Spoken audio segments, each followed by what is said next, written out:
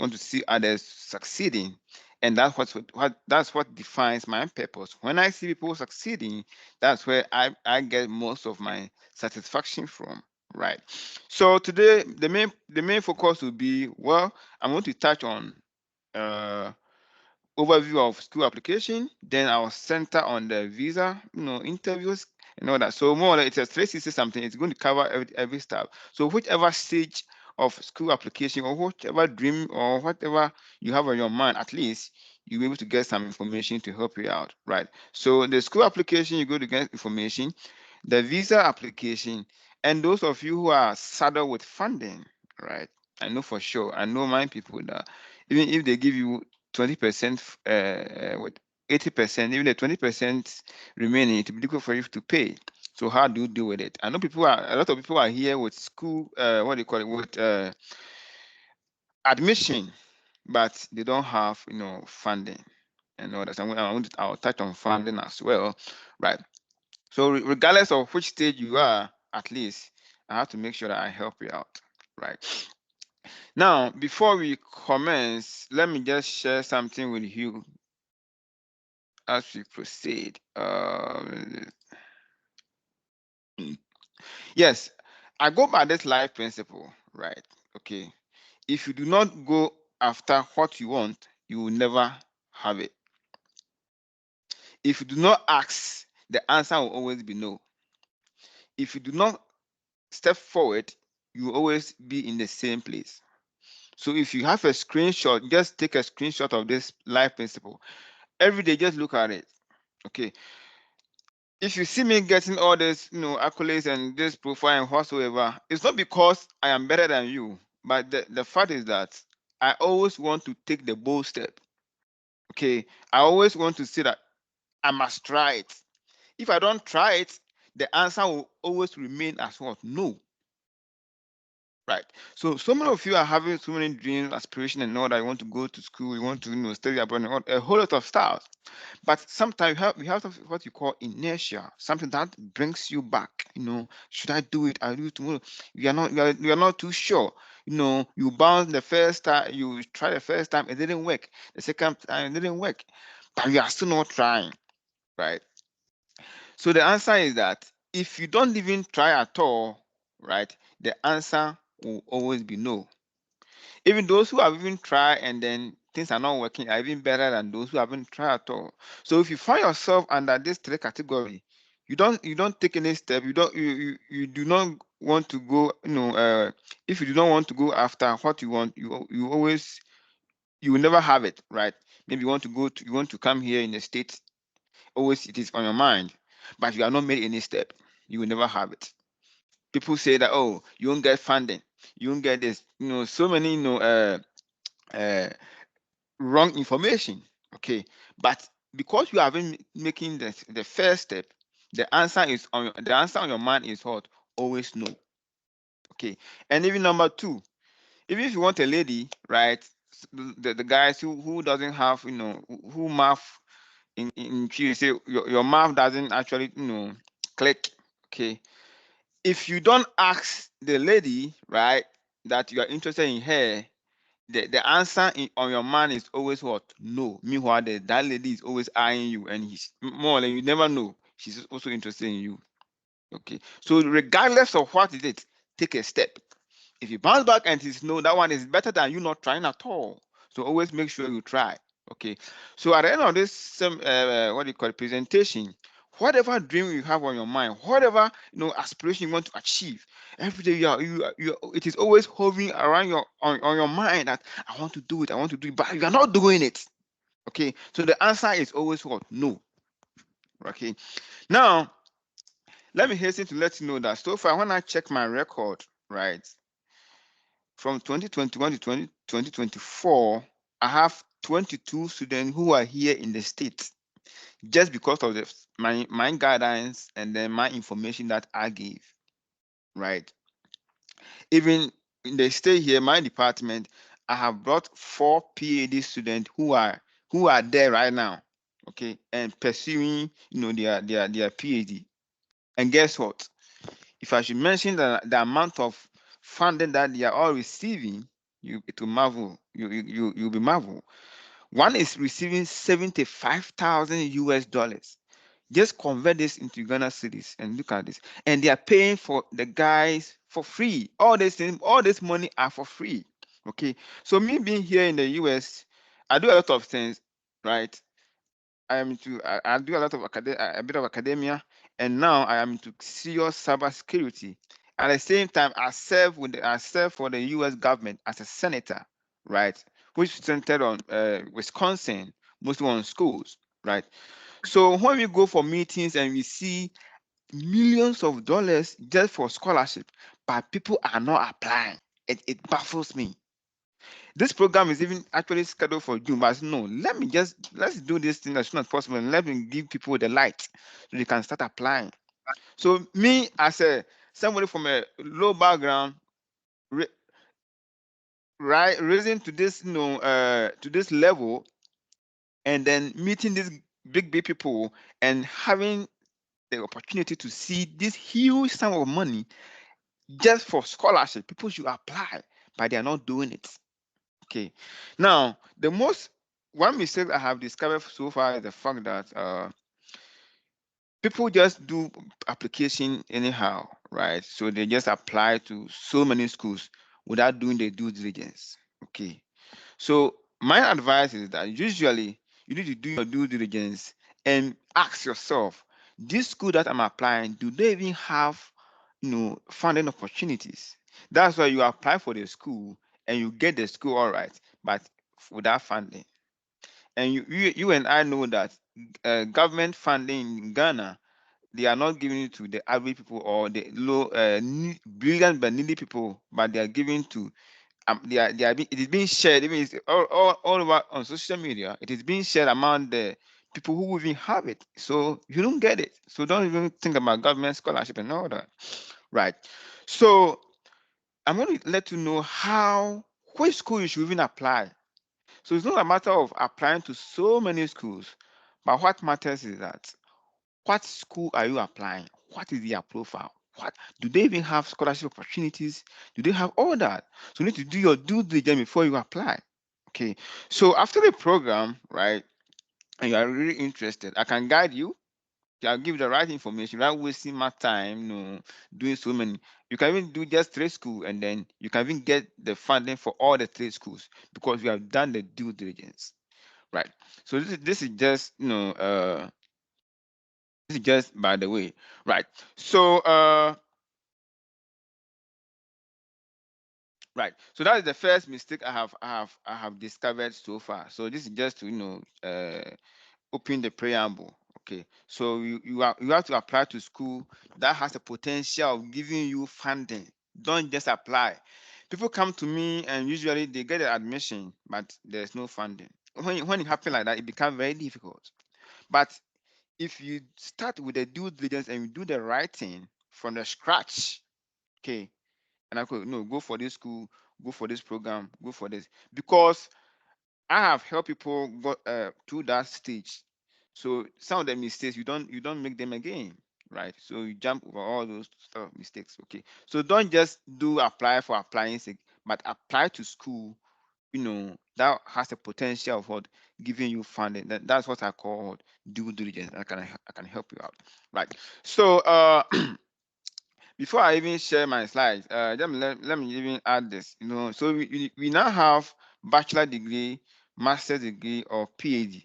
So I'm sure one of you will fall into any of these categories. Okay. Now, with a PhD in the US, if they don't have funding opportunity, they won't even give you admission.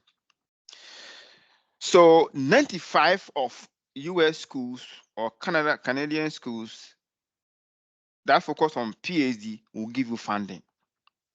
So my advice is that if you have a master's degree, okay, then in Ghana, right?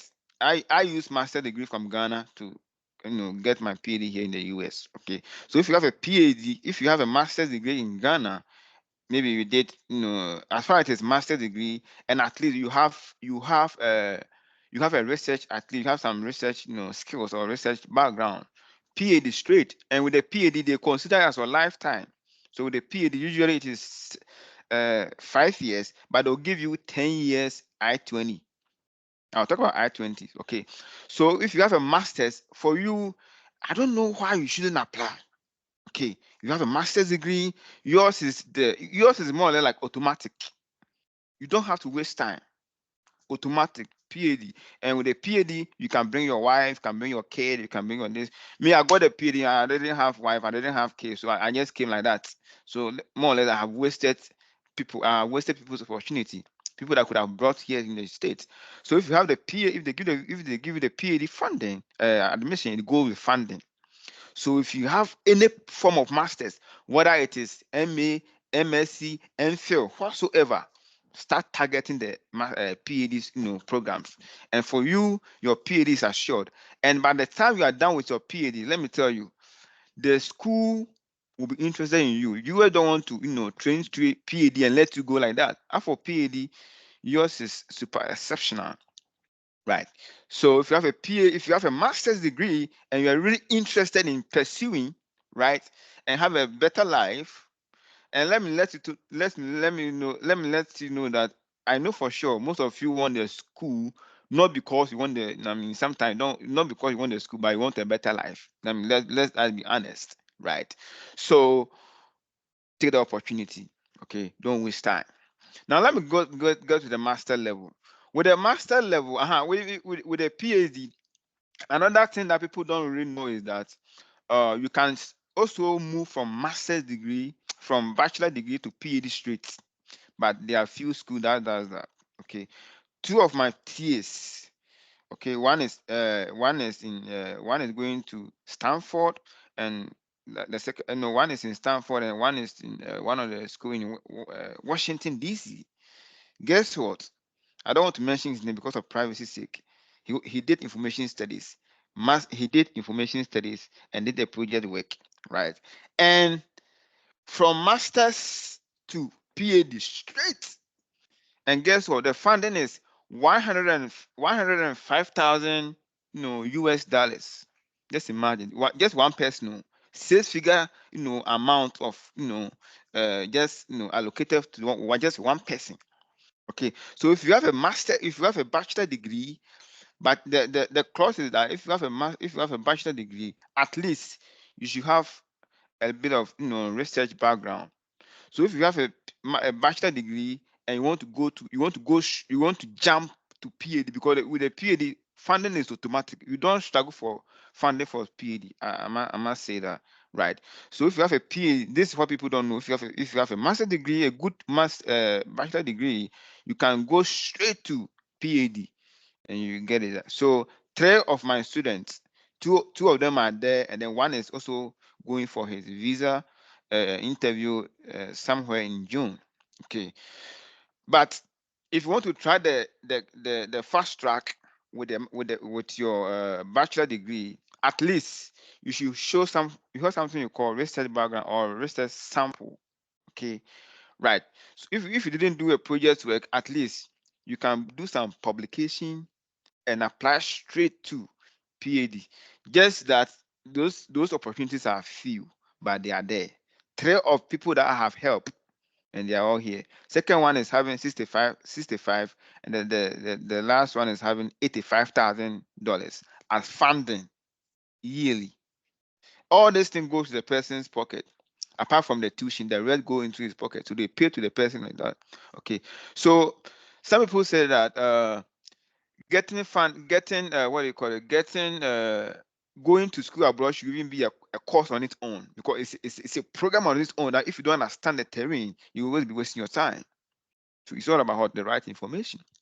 So if you are here and you have that bold step, you have a good research background, and then you have your masters, you can also search for straight PhD programs, and you can get it right away. You can get it and bring all your kids, your family members.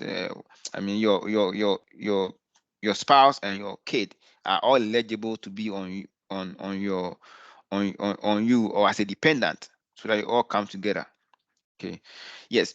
Now that is the bachelor to PhD straight away. Mhm. Now the next one is the masters. Okay. The master's level has 60% percentage of what funding, right?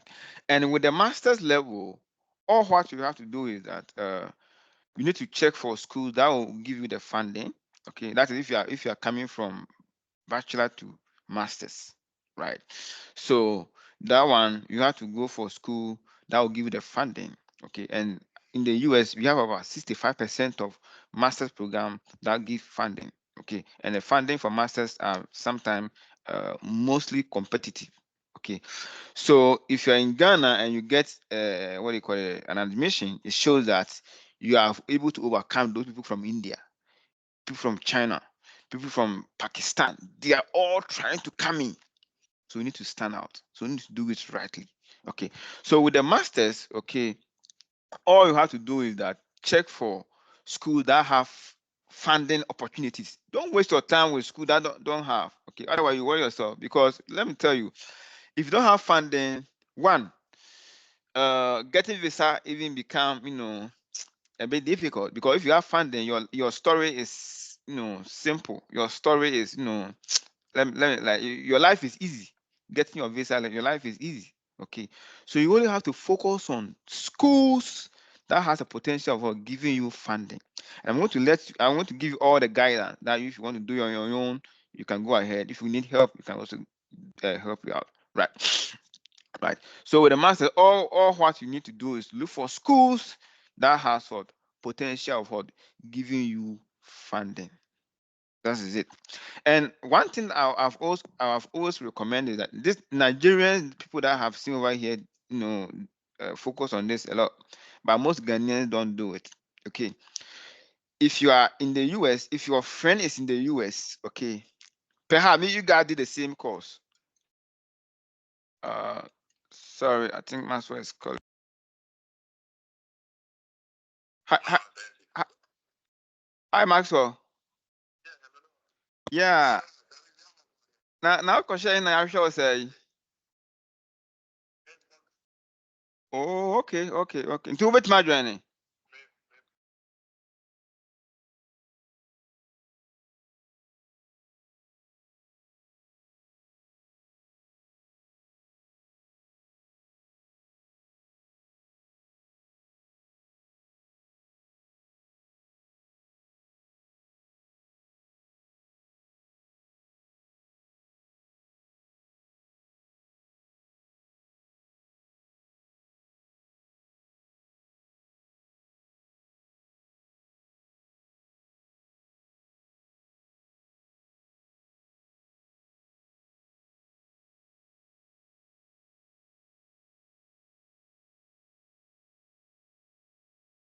Yeah.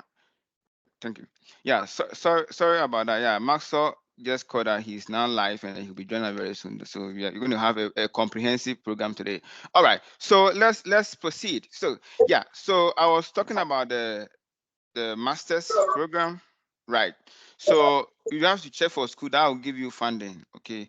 And you need to do your due diligence, and I'll guide you in that regard as we proceed.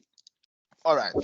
Yeah. So that is all the levels. So from bachelor to masters to PhD. And those of you who want to come to the undergraduate level or the bachelor level one, yeah, that one you have to have your WASI, and mostly you need to get SAT if you want to get in easily. Okay, right. But if you don't want to worry yourself so much, then you need to do your due diligence so that you avoid school that require for SAT and all those stuff, right? Yeah. So so that is that for all the levels. So from bachelor to masters to PhD, there are so many funding here. But what matters is that how do you search and how do you apply is what what that should be your guiding principle, or that should be the cardinal point you should be looking at. All right.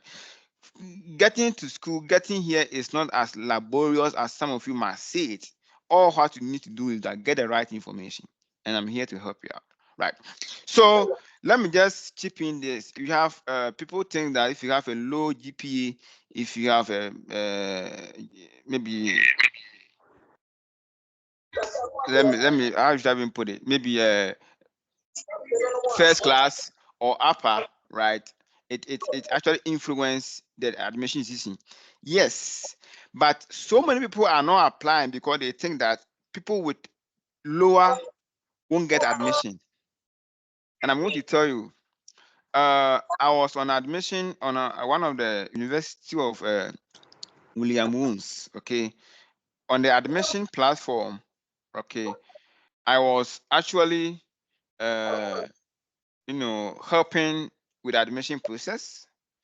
And let me tell you, GPA alone is not the only thing that they consider. Okay, we have what you call a holistic, or a comprehensive, or a holistic, factors. Okay, don't think that you have a first class, so your admission is conk. No, or you have that. No. They have to check everything about you.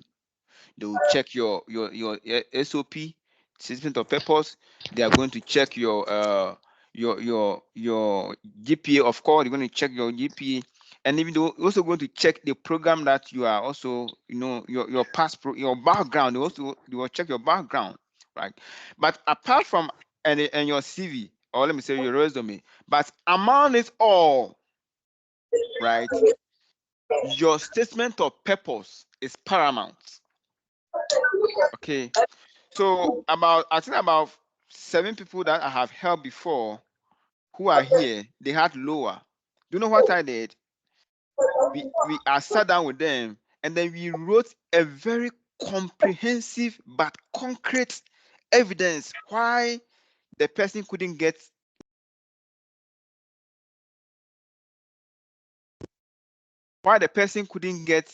an upper or first class. This is what the white man want to see. Why? They understand circumstances.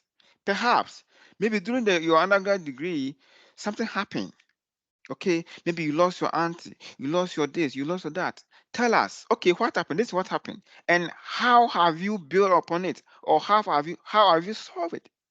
One lady like this had lost his dear uncle who was taking care of her, and because of that, he had a lower, and then you made a case on his statement of purpose, and guess what? He got an admission. Not only admission, he got with funding. So your SOP, very, very critical. What you have to take much attention to, right? So your CV is excellent. Your SOP, your GPA is also good. At least upper or strong lower is fine. If it is lower, then you need to explain. So we read. Okay, you read to check your SOP, right? To find out what happened, and you have clearly indicated that, okay, because of this and that, that's why I got this. It had negative repercussion on my GPA, so I couldn't make that grade. But I took classes and I did, and now I am an excellent student. Awesome. They understand. The white people trust people so much. Right. So your SOP, statement of purpose, very critical. It's sometimes it's even heavier than your GPA. I'm telling you, and that is what tells you your purpose of you coming to the US. It tells everything. Okay, and your SOP. I always tell people to avoid using generative AI or ChatGPT to write your SOP, or copy something from outside. They will know. You have a system, because I'm a part of the admission what do you call it, committee. We have a what do you call it, a program that is able to detect if you use any generative AI or any software to write the SOP. They will catch you. Your admission your admission will not, your document will not even get to the committee before you even have the chance to get it reviewed. No. So write it by yourself and get somebody to review it for you. Okay, and I'll touch a little bit on SOP as we move on. All right. So regardless of as far as you have lower, you are capable of coming here. Don't be discouraged. Don't let anybody, because if I'm able to bring 7 people here with lower, what are you thinking about? You should be able to get it. If you have a upper, your story become easier. First class, your life is much easier. But bear in mind that your statement of purpose tells it all. If it is not good, then nobody, regardless of your GPA, nobody going to select you, right? So the application roadmap, first of all, is identifying the school. Okay, so if you identify the school, what do you look out for? Okay, this program is also help you to do the application by yourself, or you may need help to do that. That can also be done, right? So the first thing you need to look at is the acceptance rate. So let's assume that, as you now know what you want, where you want to focus on, and then you have your the school that you want to, you want, what do you call it, the program you want to pursue. Now looking for school, the first you need to check is the acceptance rate, right? So let me just give you this, just show you this one here.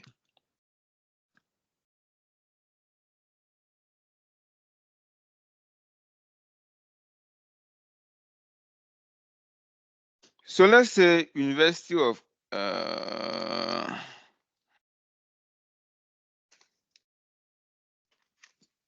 University of Wisconsin, Milwaukee here. Okay, so you check that. You see, when you look on my right hand side, acceptance rate, it is what? 86%, right? Graduation rate 43, and then what do you call it? Average cost 16K. Okay, so the acceptance rate should be your first criteria to look at, right? And let's look at acceptance rates for University of let me say Washington. Let me just go to Washington. Washington has got 48. So when you're doing your application, you get to know that University of Wisconsin is likely to give you admission as compared to University of Washington. And now, if I should go to University of maybe Harvard Business School, which I have a couple of my people over there, Harvard Business School, acceptance rate for Harvard Business School.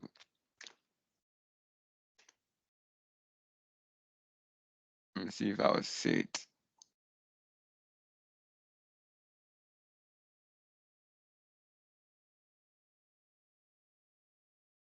Yeah, it's not been showing because of time. I mean, let me see. But Harvard has 5% acceptance rate. Okay, so Harvard with 5% acceptance rate, and University of Wisconsin. I'm not saying I don't aim high, but if you want to make your life simple, go for the school that has high acceptance rate. So you need to check your high acceptance rate, right? So the next thing that you need to check is the school having funding. That one I've already talked about it. The next stage is what test scores, right? There are schools that is requiring to submit, GRE, IELTS for English proficiency, and then TOEFL. Okay, check. I know you guys don't want to write these exams and all that. And let me say that about 95% of people that I've helped to come here, none of them wrote any GRE, what do you call it? Any test. Let me say even any test score.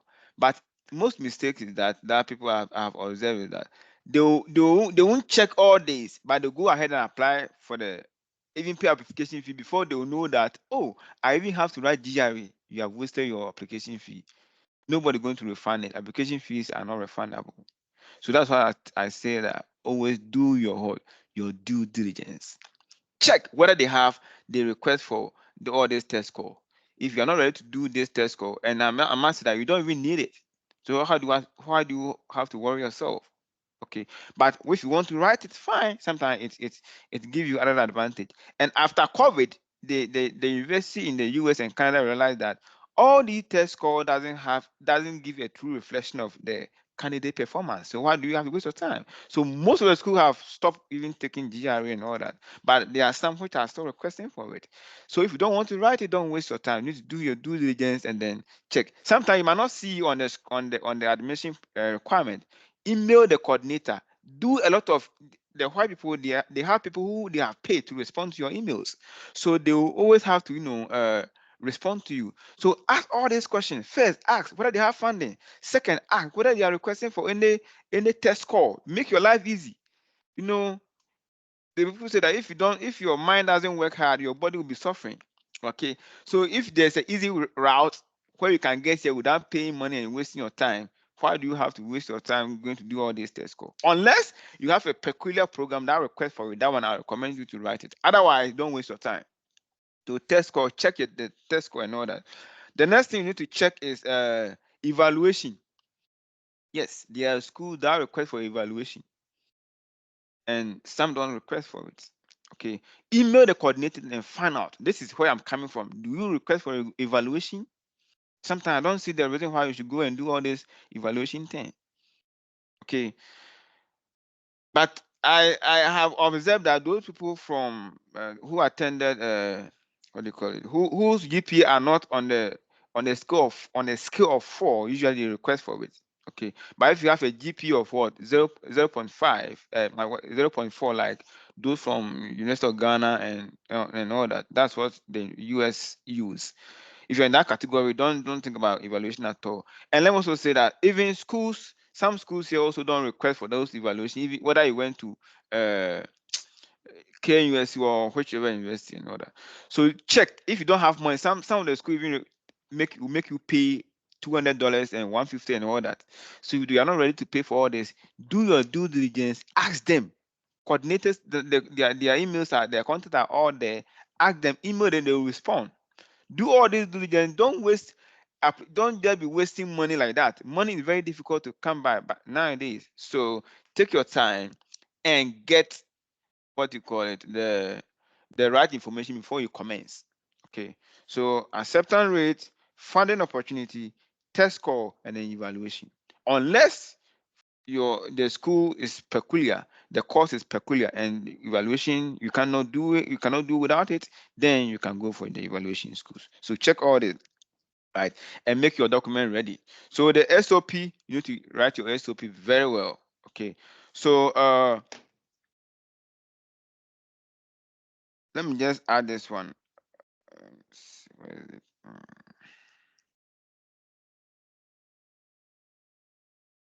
Yeah, SOP, as I said, to me, it supersede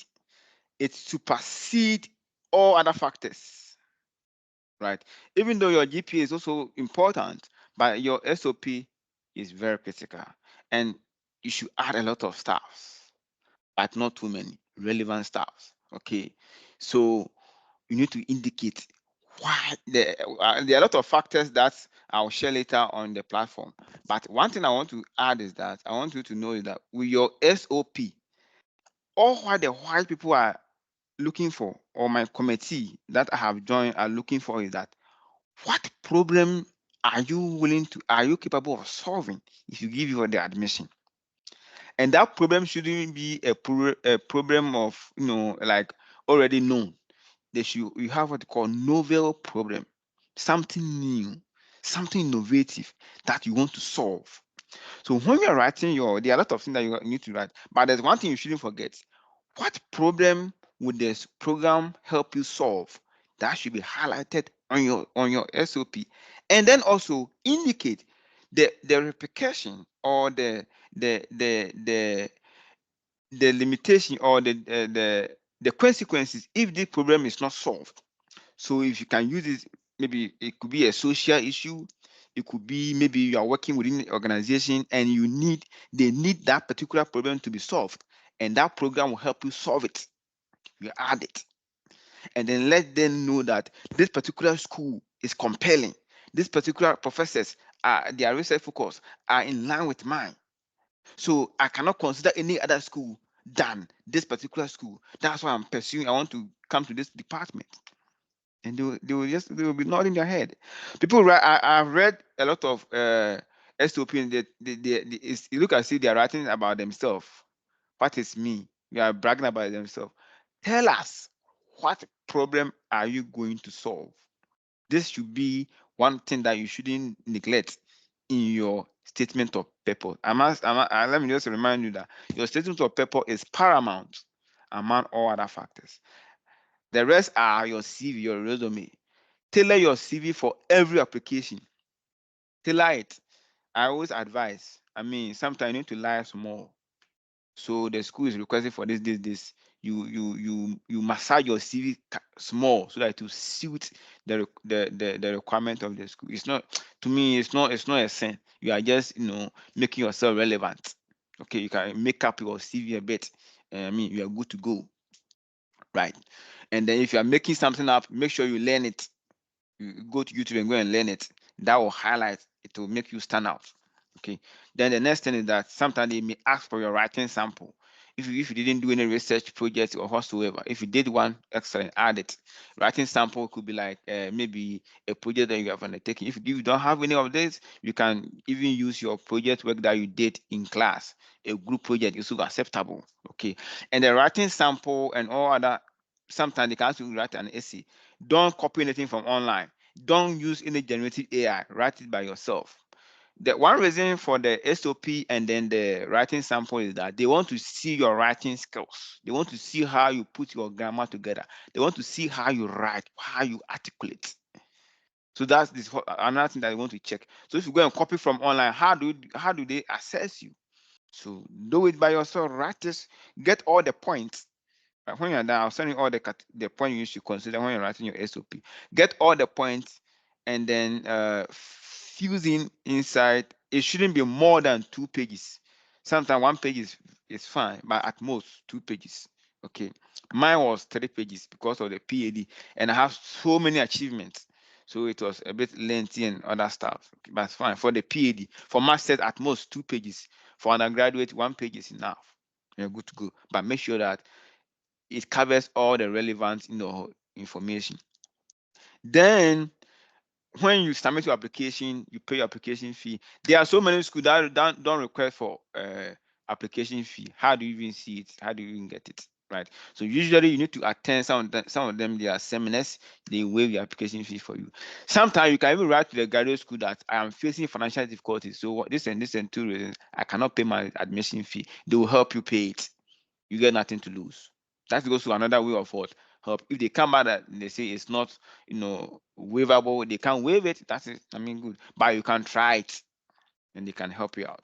Okay, right. So when you do that admission, when you apply, go to the department. The department must accept you. Then they will recommend you to the graduate school. The graduate school must accept you before you can get your admission letter. So it means that when you get an admission letter, it means that you have emerged as somebody that they cannot do without. You qualify. Over here, there's nothing like my father is a vice chancellor, my sister is this. There's no the school application, there's nothing as connection. All what you need is that you need the right information. Here, no connection. My sister is this, my brother is here. Like me, I work in one of the universities, apart from my other corporate work. You can't say that because I work there, you are coming to use me to get it won't work. Even if you are the father or the vice chancellor or whatsoever, you won't get admission just because you are affiliated. No. It's everything based on merits. You qualify. So over here, nobody cheats you. So don't go and pay money to any what do you call it? Any travel agency and say that they will bring you here through school. It's a lie. All they are doing is that is the thing that I'm telling you is what they are going to do. They are going to do their searching and all those things. There's nothing like connection, and then they don't have any advantage. The only thing that they are doing is that they are helping you to find the information. So don't go and pay any traveling agency that want to go to school. People are paying $10,000 to go to school. Really? Somebody that you can read and write. Okay, so get the right information because they don't have any capacity to overturn anything for you to get admission. You have to go to the right procedure, right? So that is the preamble to get your admission. Then the next stage is what? When you are getting your admission, then you apply for your I-20. And with the I-20, this is where you have to show evidence of funding. So if your school is giving you funding, your school will connect the I-20 department, and they will give you your funding will be shown on your I-20, and then you'll be good to go. Right. So this is just a preamble. Okay, Maxwell will talk more about the funding, Okay, so the next stage, I'm going to take you through the, after you have gotten your I-20, what's the next stage? Apply for your visa. So I'm going to give you some visa tips. Then Dr. Maxwell will help you with the funding. Get your funding is very critical. Those here who have admission without funding, and those who are thinking about funding, Maxwell will chip in and enlighten you on that. So at this stage, I'm going to take you through the F1 visa. That is after you have gotten your I-20 and you are ready to go. Okay. All right. So let me see.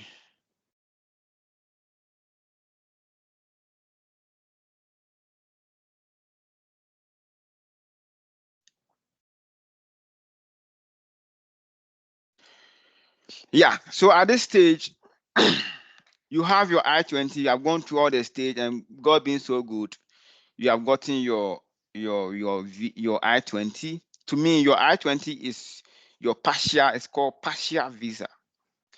When you come here in the States, your visa doesn't work anymore.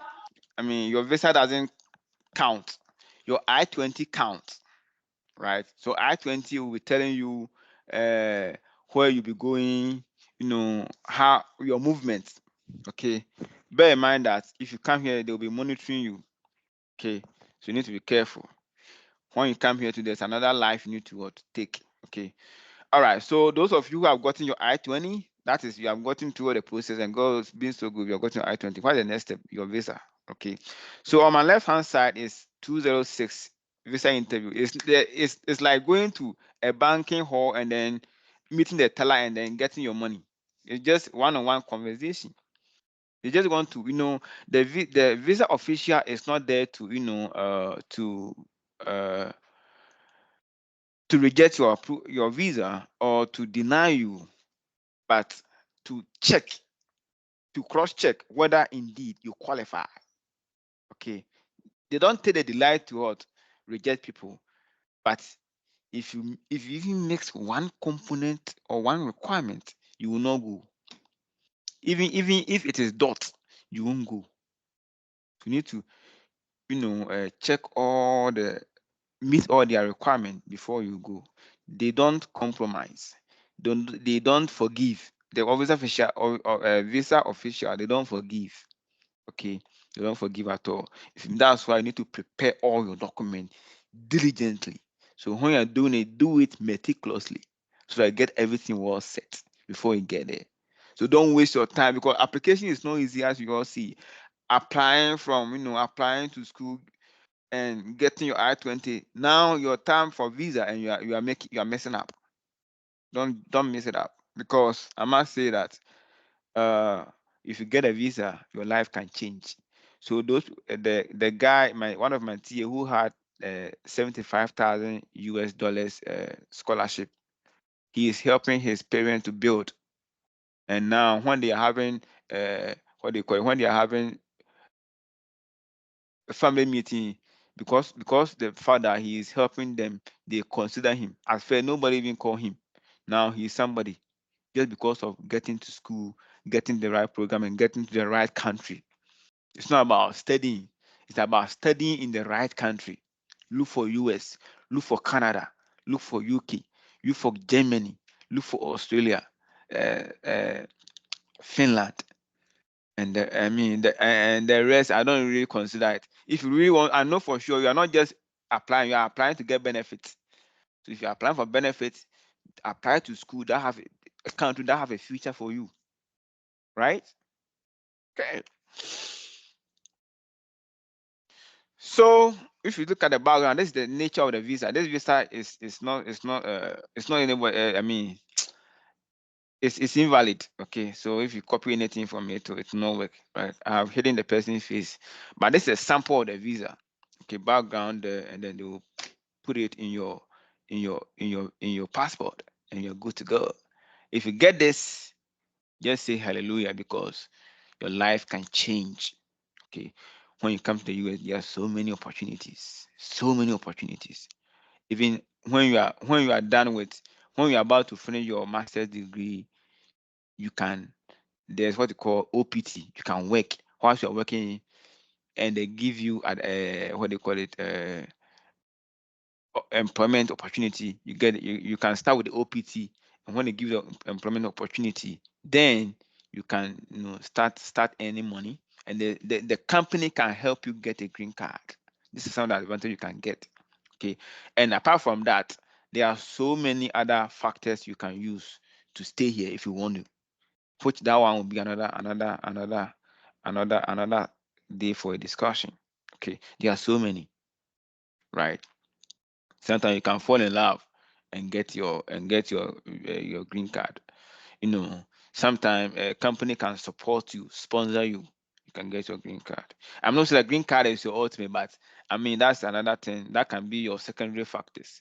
But let you know that you don't have to show this secondary factor to the official. Okay, if you show that, I'm going to tell you that you are going to meet what you call the immigration intent 214.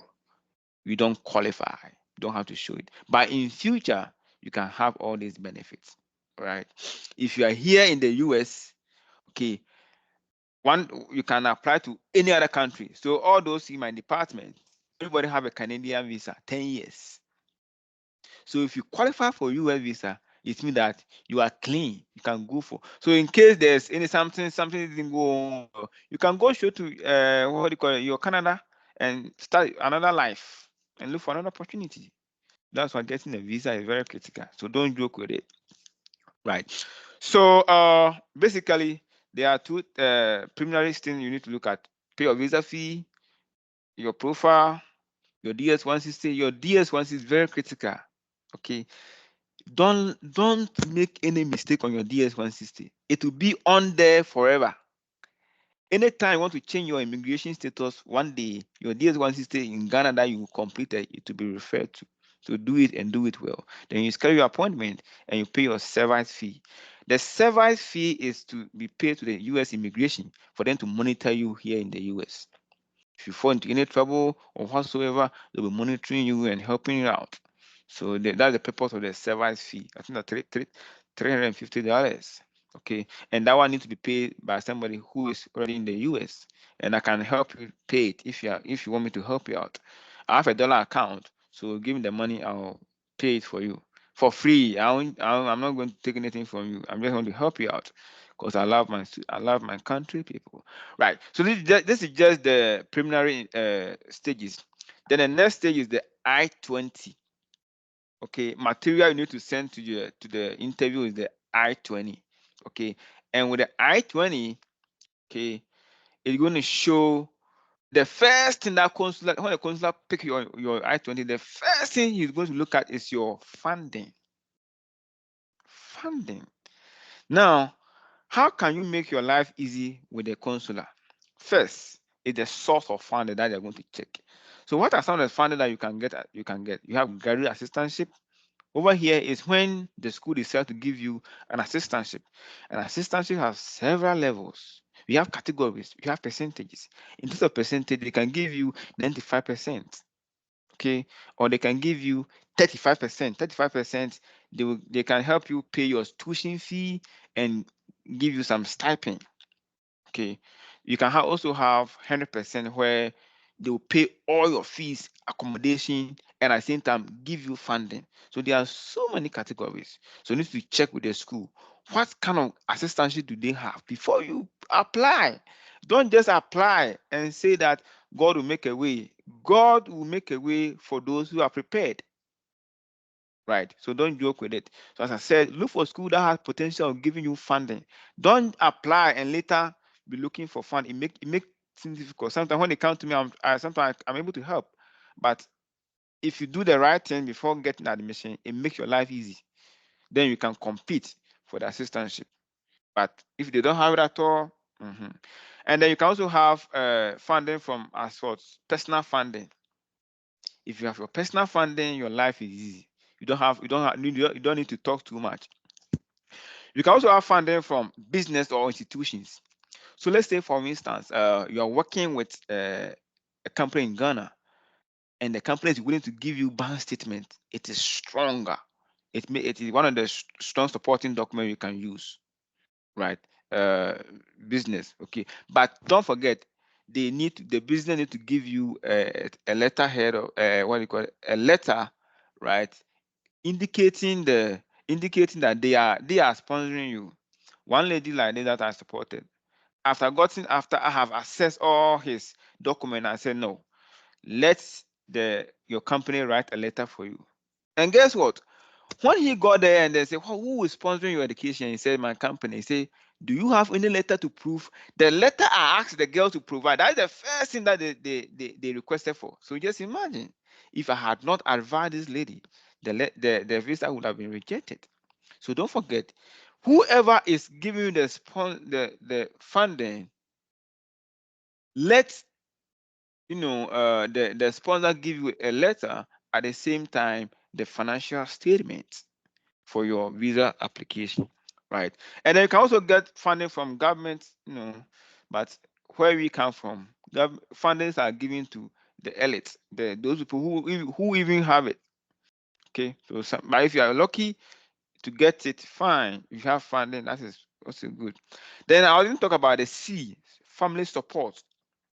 And the family support, what kind of funding do they consider most? If the funding is coming from your parents or your siblings, it has a bigger weight as compared to funding coming from your uncle, because the embassy have heard about uncle. Uncle works, but if you have a funding from parents, siblings, excellent. However, if you're not getting any of that, you can go with your uncle thing. It works, but it doesn't work all the time, mostly as compared to the rest of the other source of funding. Okay, if you're using your uncle, let them know that perhaps maybe your uncle have been sponsoring you right from not that all of a sudden you want to go for master again. Your uncle came to the scene. I want to no, don't believe you. Give them a nice story. Take your time and write it down. Rehearse it, and when you go, flow. Yes, uncle's works, but it doesn't work all the time if you don't prepare well. Most people who get their visa rejected is those who usually go with their uncle sponsorship, finance and all those stuff. But if you really want to go with the uncle thing, get a letter from your uncle. Let your uncle explain why he is sponsoring you. Everything should be evidence, right? And then you should have a story. Why is it that your uncle is having responsibility, but he want to use part of his money to sponsor you to come to the US, but not his kid, not his uh, children and all that? There should be a compelling reason. You should create it. If you don't have it, create it. It's not a sin. Create it, and you get your visa and come and live a better life, right? And then yeah, employment, introductory letter, and then your academic transcript. You shouldn't forget. Pack all your transcripts, okay? Bachelor, whatsoever, pack them. And then your admission letter, don't forget. Sometimes the school name on the admission letter and the school name on the I-20, sometimes it differs. Okay, so I always recommend that let the school write what do you call it, change it to reflect the one on the admission letter, or they should just give you a letter indicating that this name is different from the one on the I-20 because of this and this and this. Have it written on paper. Everything should the white people are looking for evidence to support your case. So most of some of the things should be documented, and that should be a supporting stuff to get your visa approved. Okay, now one thing that they will look out for, okay, is what ties you down to your home country, right? And what increases your chances, which I'm going to give you what do you call it, the visa approved categories and then visa denier. All right, in general, I have done my statistics. Okay, a lot of people have gone through my hand to get to the embassy, they got their visa. What are the things that they usually consider, okay, to get your visa approved? The number one, which runs through all the countries, okay, is your funding. If you have funding from the school, excellent. If you have your personal funding, good. If you have funding from your business or whatsoever, excellent. If you have funding from any institution or like NGO, good. Right. Now, if they are satisfied with your funding, because they want to know that they want to be sure so that you don't become what you call a public charge, which means that you become a burden and you can't go to school, right? And let me also chip in there that if you are getting a supporting financial statement from anyone, the money should be more than what is on your I-20, right? If the I-20, if your everything is, let's say, $50,000 and you are having sponsorship from somewhere, the $50,000 should be, I mean, the sponsorship funding should be more than that $50,000. That is what I have evidence to prove that those who are higher mean that they have more chance of getting their visa. Okay. Now, after considering the funding, the next stage is what ties you down to your home country. I know for sure almost of you here are not working. You just graduated from school, no job. The next stage you want to do is what? Try schools. It's okay. That's what most people did, and they're here, right? But if you have a family in Ghana, maybe you have a child, you have a spouse, it's good. If you have a job offer, excellent. You have an asset, maybe your land, your this, your that, or this, or maybe you are into NGO. Okay, all these are some of the things that you can use as evidence. Okay, so if you are not working, you don't have any family ties, you don't have any assets, you can consider NGO. Okay, so if you want, I can let you be part of my other organization, Transgenerational Thinkers International. Okay, I am not working, but I am working for this organization as this and that, and I'm helping them. I have given people letter on my letterhead of my company, of my NGO, and they have gotten the visa approved. They want to see that you are doing something, at least. Okay, if you go raw, you are not doing anything at all, nothing is showing, you are a potential immigrant. They are likely to deny you. Okay, so if you don't have family thing or job offer asset, at least you should have an NGO that you are managing. You can even go and create it or register it. Even if it is not register, let them know that you are running this organization, and that's what keep you busy. Because when we are done with your program, you are going to come back to your home country and pursue your NGO activities. Excellent. The white people want to hear stuff, something like this.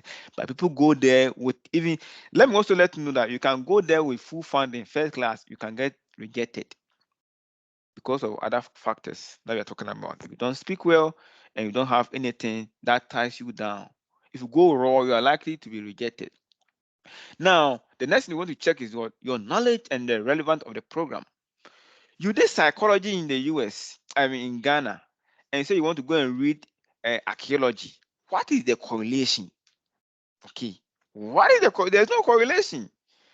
So yes, sometimes you want to shift, but tell the consular why you are changing. That's why you need to come up with a story, a cogent story, or a convincing story, or a plausible story, telling the consular why your plan has changed. There's an issue you want to solve. There's a social issue you want to solve. So that is why we are moving from maybe sociology to archaeology, or from archaeology to cybersecurity, or from cybersecurity to that. They understand that life changes, things change. But if you have everything is full, everything, maybe you did information studies, you want to read cybersecurity, excellent. Information study, you want to read, computer science, you want to read maybe computer science again, information systems, information studies. That one is on the same level. Your story is easy, okay. But if you are shifting to another level, then you need to have evidence to explain to the consular that yes, indeed, I want to go to this level because of that reason, right? And they will understand you, and at least get something to prove. All I always emphasize is what get something to prove. The next thing they would like to consider is your traveling history.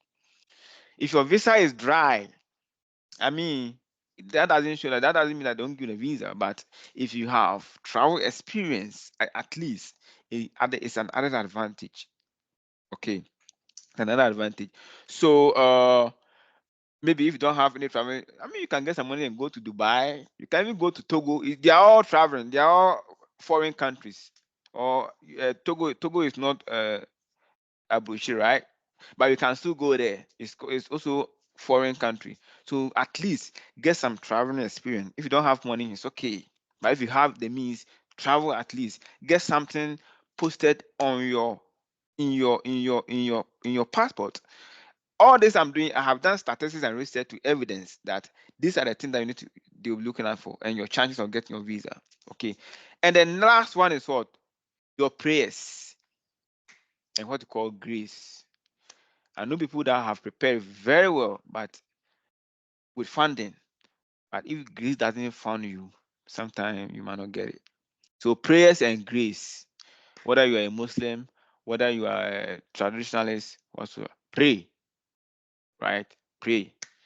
We Christians, we pray to God. Prayer works a lot. Prayer and grace is the ultimate, right? Among all. Okay, so you getting all these factors, make sure you pray as well to get your visa approved. Okay, so on my left hand side, if you have all these things set up, well organized, you speak eloquently, you don't speak too much, you don't speak too little, you go straight to the point, you give the consular. They want to show evidence. They want to show evidence and then convincing. Just convince me to give you the visa to you. Don't want to do it. Don't look desperate. Don't shiver. Speak. Visa is not a walk up. Just speak to the consular. This, that. Speak, look into the eyes of the consular. Speak with boldness, relaxed mode. No, the moment they see nervousness, you are immigration. You are a potential immigrant.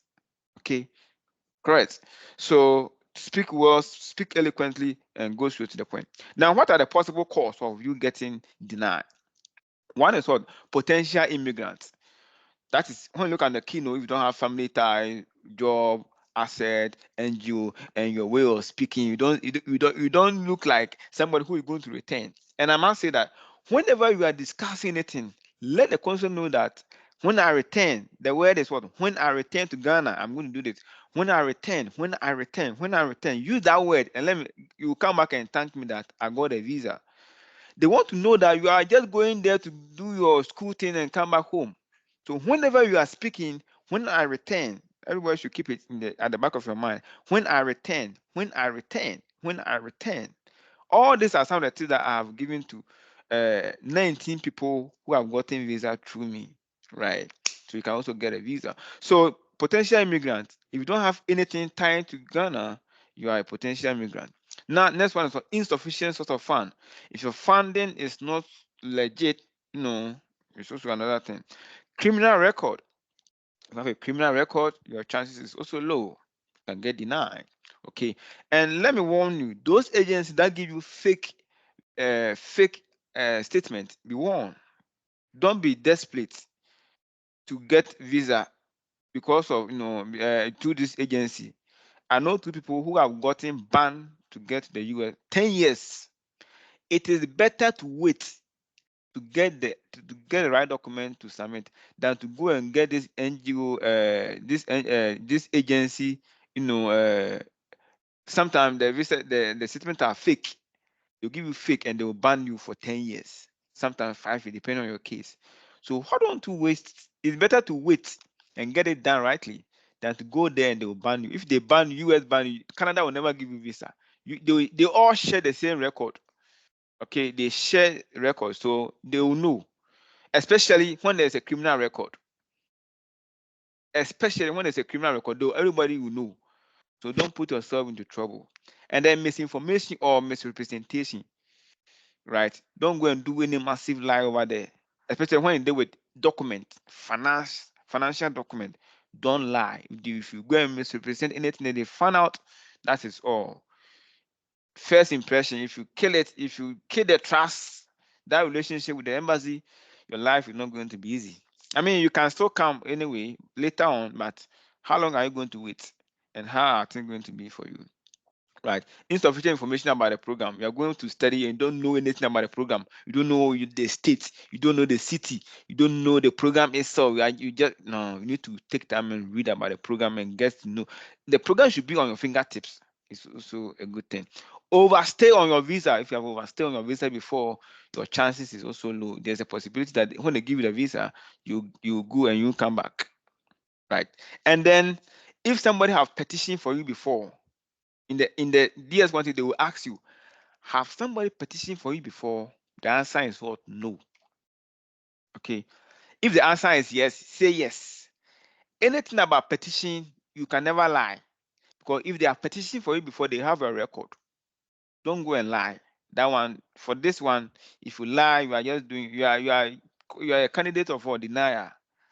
Okay, maybe you have your parents here, or they try to petition for you before. When I say petition, it means that they have document and they want to petition for you to cover you so that you can come here legally on green card and then start working. So that way, that's what we mean about the petition. Okay, there are so many petitions. We have K1 visa, we have spouse visa, we have family visa.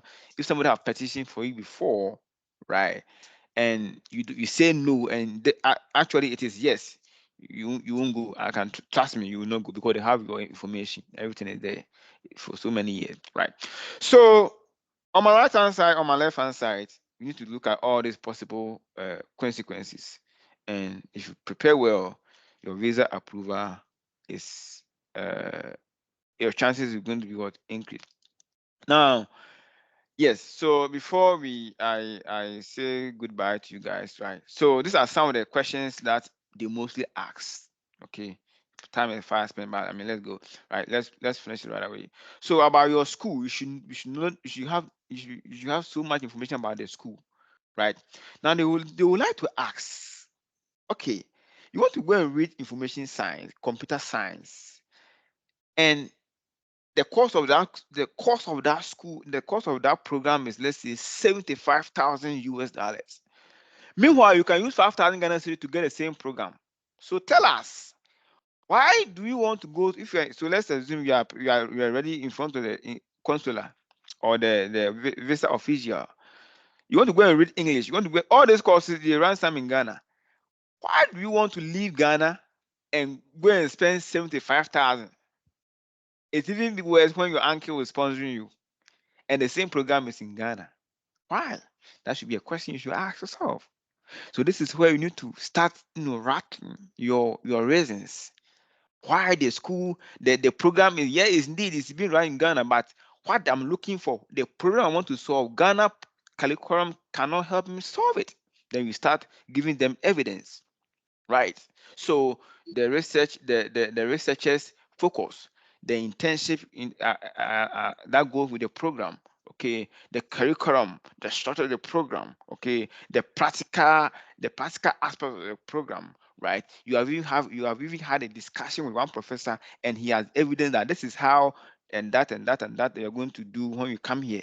Maybe you have not even had any discussion with any professor. It's an evidence. I mean, at least they are not going to call any professor to go and ask that. Did you have any discussion with the professor? It's a way of what, telling them that there's a compelling reason why they should give you the visa, right? So we need to show evidence why that program is critical, and it should be done in that department in the US. So the school you are applying. So you need to write all those reasons.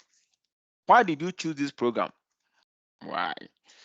As I said, that means there's a critical reason, there's a critical problem, there's a novel something popping up in your organization, in your society, at work, that you want to solve. And that program is being run in the US. And that the nature of that program is such a way that it has a direct link with what you want to solve in your organization. So that's why you want to go to the US and pursue this program at these departments. Yeah, the concern, okay, wow.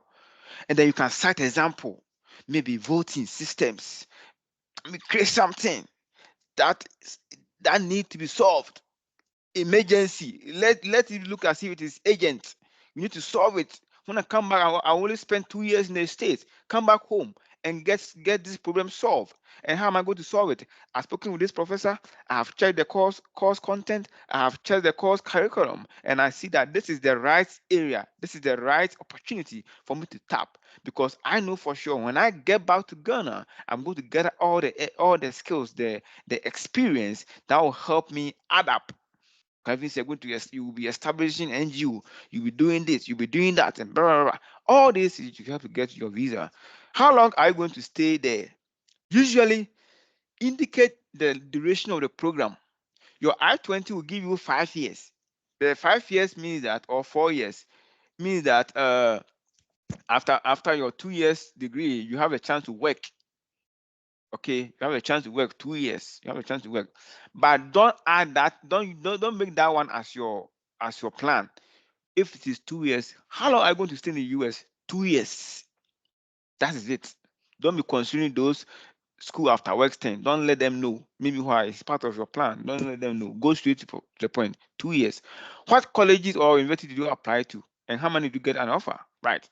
Tell them, oh, I applied to 5 schools and I got 3 admissions. Okay. Then it shows that you are actually something that the US is looking for. Bear in mind that let me also let you know that the US is looking for talent. Okay. So they're looking for people who they know that sometimes when you go, you won't come. They know, but I mean, they have nothing to say because you have evidence to prove that you come back. However, they also know that there are a lot of people who come and they don't go. So it means that they need to choose excellent people. So they want to see how the US can benefit from you. So if you go and show yourself, like timid and don't show any evidence that the school can the US government can benefit from you, don't give you a visa. So they check that one too, your potentials, because the US cannot run without immigrants. Okay, even though the visa is tight, but they can't. Most of the jobs are being done by a lot of jobs are being done by immigrants. Okay, because they need you, they need talent. Okay, but sometimes when you get your money, try and go back to your country and help a bit. What made you choose this specific university? You need to tell them why. All this, sometimes they work hand in hand. Do you know your course advisor or professor? Don't go to the embassy without knowing your course advisor's name or your course professor or who will supervise you or whatsoever. Research about them. Most of the time, they put their CV on LinkedIn, they put their CV online. So research about them and make sure that you are more knowledgeable about the professor. And they sometimes they ask you who will be meeting you. Tell them that you don't know anybody in the US. Your professor will be meeting you, or your school have arranged for bus to pick you up. Go on to you to go and say that my friend, my sister, my uncle come and pick you up. You are a potential immigrant. Your visa is likely to be denied. Now let's go to funding. How will you be funding your study? Okay, this is time. This is if you have your assistantship. Oh, my school is funding me, or my school is sponsoring me. That one, your life is easy. That's why I need to take time and get funded schools, right? If it is your uncle, that's where I said get your story, let your story be stronger and evidence. Okay. If it is your parent, oh, my parent is sponsoring me. What is your parent doing? You want to check. Your mother sell at Makola. How can your mother sell at Makola? And I mean, sometimes they have money, but usually what are they selling? What are they into? Okay. I remember. This reminds me when they say, what is who is sponsoring you? Go ahead and tell them everything. My mother is sponsoring me. He works at this, and this, and this. He has an annual income of that. He earns this every month. Correct. You make your life easy. Don't go and say my mother, my father is sponsoring me. Don't wait. Don't If you say your mother is sponsoring, your uncle is sponsoring me, your this and this and this. Don't wait there. Don't let the counselor ask you so many questions. Yes, my mother is sponsoring me. He works at this and this and this. He earned this amount of money, and this is his supporting document. So you have killed the counselor. Like they know that you are already prepared. So don't there be there. My mother is sponsoring me, and you are there. Okay, what is your mother doing? Don't let them ask what your mother is doing. Who is sponsoring you? My mother. He does this and this and this. He earned this amount of that, and this is the supporting document. Fana. All those people who took this approach, almost everybody got a visa. All right. What do you do for a living? Yes, I'm a graduate, right? I'm not working, but I am into NGO, and this is what I've been doing. I'm engaging myself to support the community. The white people, they love community or volunteering activities. Over here, it is something that they cherish a lot. So if you have that mindset, it seems that when you come here, you also be sponsoring, you also be contributing to society to do. They love it. Okay. So be adding all these things to your skills, to your tips. How did you get this scholarship? By merit, because I got it. Okay, right. No, sorry, I didn't finish with the who is going to sponsor you. Maybe your business. Okay, my company is sponsoring me. You give them the sponsorship letter and then the supporting document, the financial statement. Or my church is sponsoring me. Let the church write a letter for you and get the statement from the church. Church can also sponsor you. Or this NGO is sponsoring me. This and this and this and that. Right. Those of you who are pastors, there's a opportunity for you. There are a lot of pastoral schools that you can use to come here. Let them, that one can, if you're a pastor and you want to come here, let me know. I'll give you that guideline. There are simple way of doing it. You are a pastor and you want to study, that one you are not going to study this, you're going to study theology. And coming here is easy. Yeah. So many people have come here. Right. Details about your sponsor and the monthly income. I've already said it. Education or employment gap. Maybe you competed somewhere 2013. What have you been doing? If you're not working, let them know the volunteering activity that you have been doing. Don't show any gap.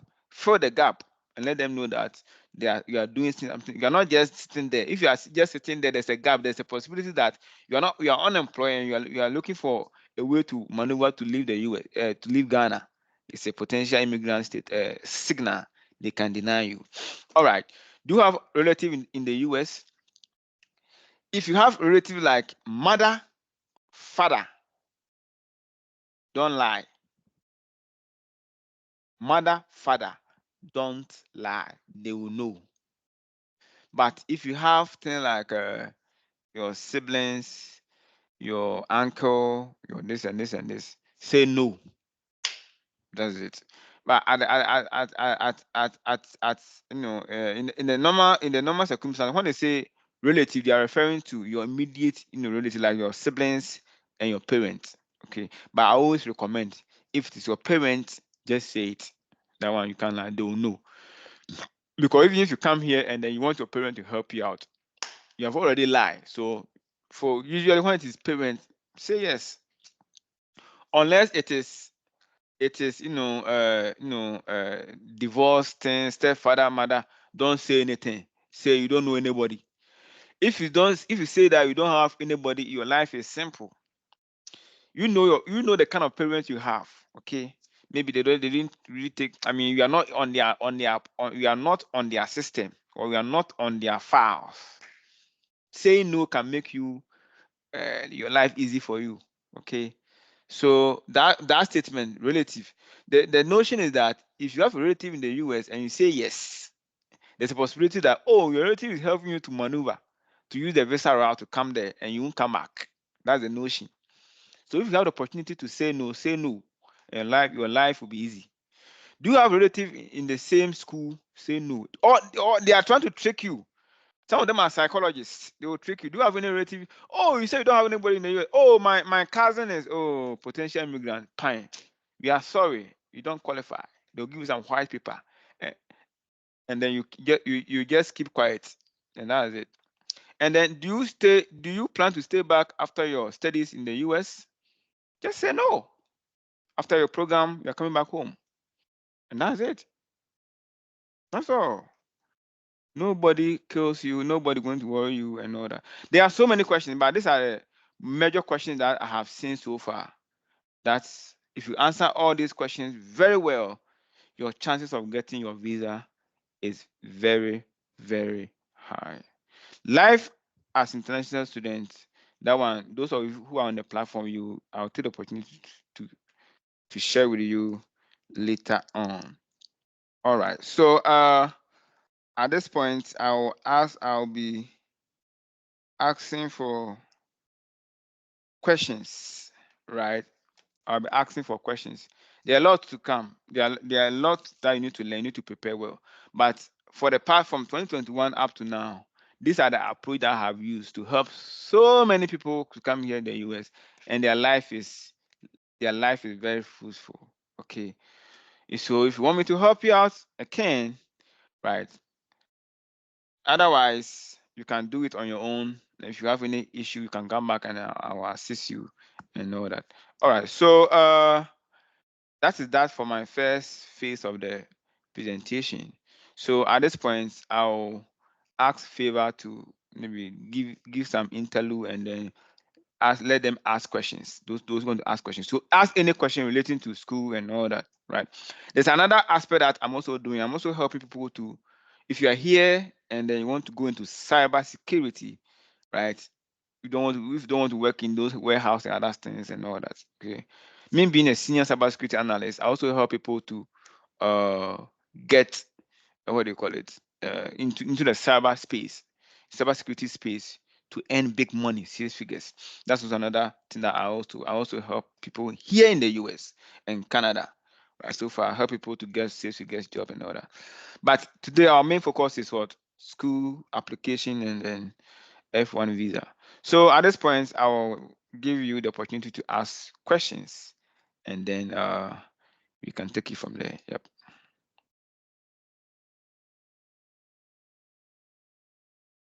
Yes, please. Please, can I be heard? Yeah, you can. You can be heard. Yep.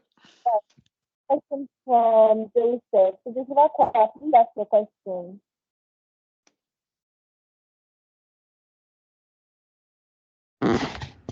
Thank you, Doc, for the presentation. Please, my question is, can you have more than one funding? And again, when a counselor asks you whether you have a girlfriend or not, what's the perfect answer to give? Thank you. Yes. If you have a girlfriend, it's another advantage. Tell them that your girlfriend is in Ghana. You are planning to get married after your program. It's one of the things that you can use as an evidence. Okay. Yes. So if you have a girlfriend, it's good. So if you are a single person, you don't have a girlfriend. But even if you don't have a girlfriend, you can say that you have a girlfriend. At least you have your bestie that can be a potential girlfriend or boyfriend to you. Okay. So if you are not working, you are not doing anything of that sort, and then you have a girlfriend, you can mention that you have a girlfriend or boyfriend. You can even tell them your marriage plan that after the program you're going to get married. It's another added advantage.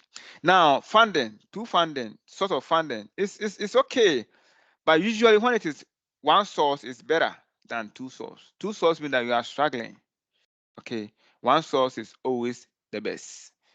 If you can, go for one source. Otherwise, go for two sources and explain. These people are helping me. One is supporting the other to get my school funded. All right.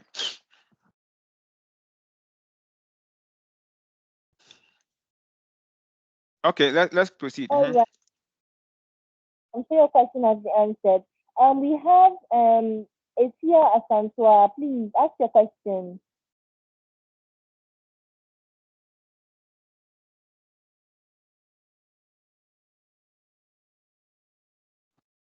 Esia Asantua, please, the floor is yours. Hi. Okay. So this is the question. I want to find out. Okay, assuming you have assistantship, right, and you have your personal funding, is it necessary to seek for another sponsorship, say from a family member, when you're applying for your visa? Okay, so if you can put your question in a way, does it mean that your assistantship and your personal funding that cannot cover your tuition? No, it can cover your tuition well enough with even extra, but is it necessary that There's you no get need. There's no a need to family? add any. You have your sponsorship. What do you call it? Assistantship from the school, and you have your funding from your personal fund. Excellent. Yes. It's even easier because it's an evidence that at least in case of anything you have something to support. You have your personal money.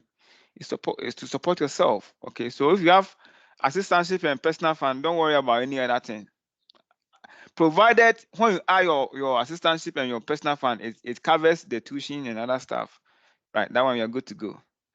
So don't worry about those stuff. Okay.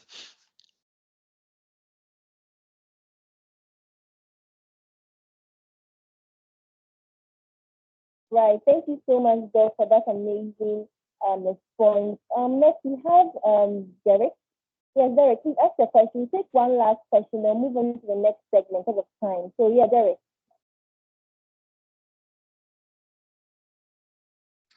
Yeah. Hello, please, can you hear me? Yeah, you can be heard. Yep. Yeah, thank you for the opportunity. Please, I wanted to know if you could maybe help proofread my SOP and then my CV for me. My second Well, question okay. is, Let's I'm talk also interested in, after class. Okay. all right, and I'm also interested in pursuing an MSc in cybersecurity. So as you were saying, maybe I would need some guidelines from you. So Okay. maybe after Yeah. I could So contact you or something. I think Favor, if you can put the link, the organization link on there, and then you can also put my number, my Ghana WhatsApp number there, so they can pick it up at the chat room. Okay, thank you very much. Yeah, you can pick it from there, and then I'll help you. Yeah. Sure.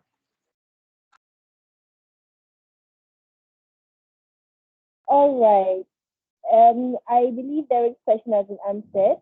We're going to do the last question for this segment. Just hang on to your questions. You have the opportunity to ask all of them after this program. So yes, great. I saw your hands up. You can ask your question.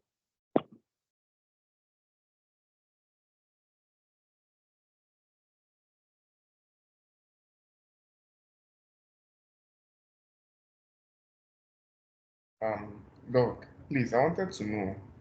You said with the funding, your bank statement, the money in your account should be more than. That's if you're sponsoring yourself, should be more than what is in your I-20. I want to know, is it for that academic year? Assuming you are doing 2 years master's program, should it be for the academic? It should extend to the other year. No. It's every financial statement should cover for 1 year. Oh, okay. Yeah. Not 2 years, not like, let's say for instance you have a PhD 5 years. You don't need to show all evidence for 5 years. No, just 1 year is enough. And the 1 year should cover your tuition and accommodation. Right. Okay, thank you, Doc. Yeah. Right. We have a last question from Grace. Grace, if you are there, you can speak, please.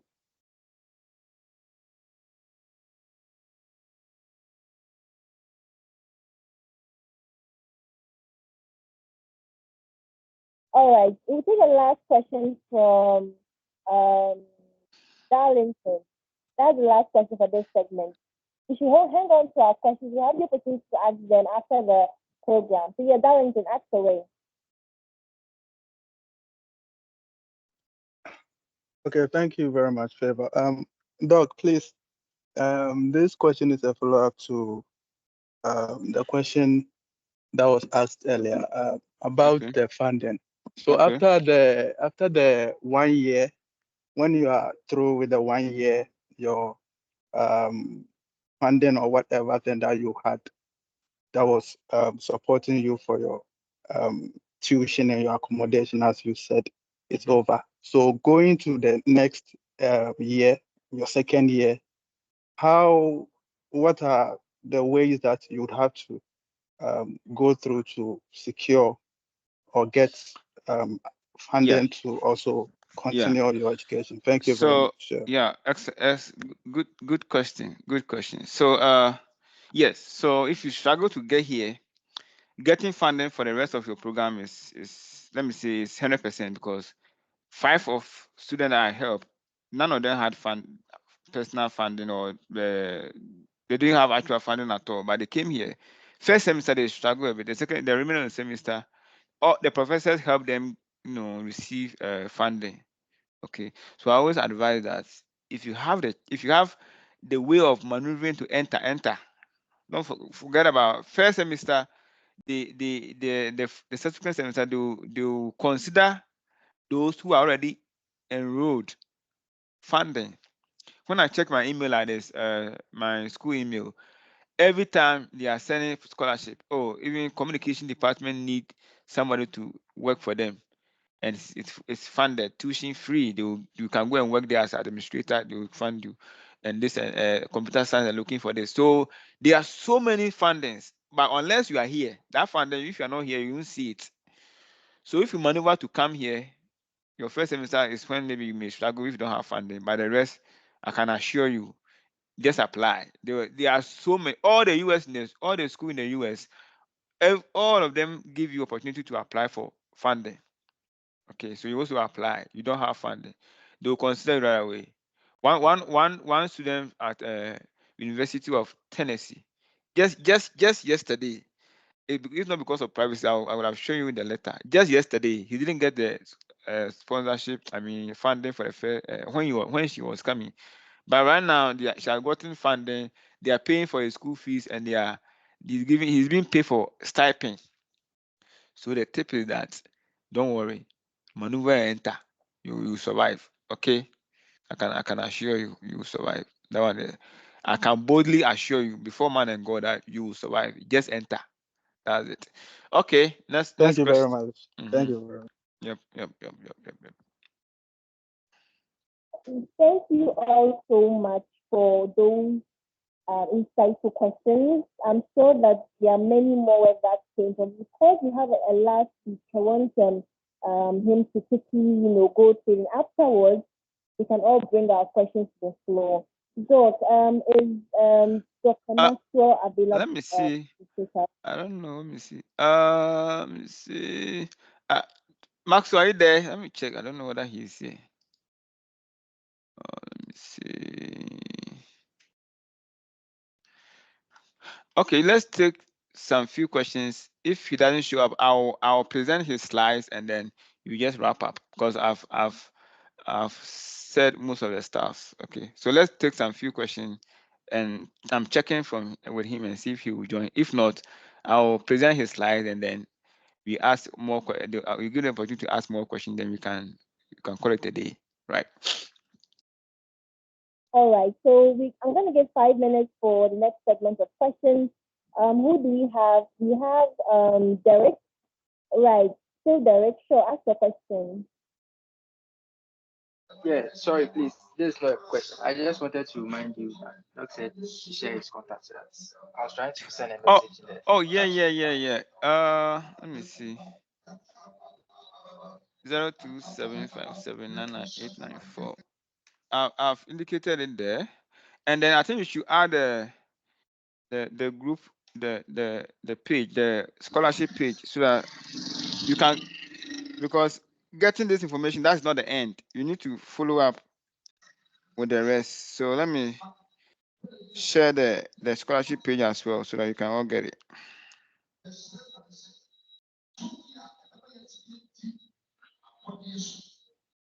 See.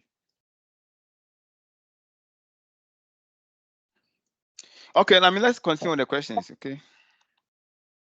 While Doc puts the scholarship page in his contact details showing the chat, let's take a question from we have to Quentin. Yeah, Quentin, I've not heard from you. Kindly give us a question, please.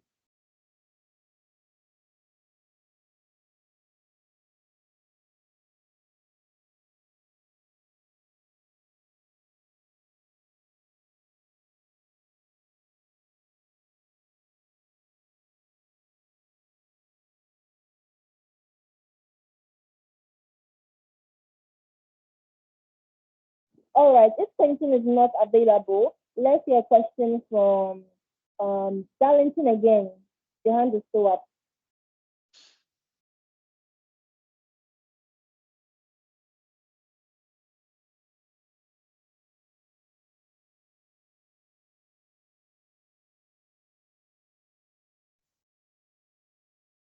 Hello, please, can I be heard?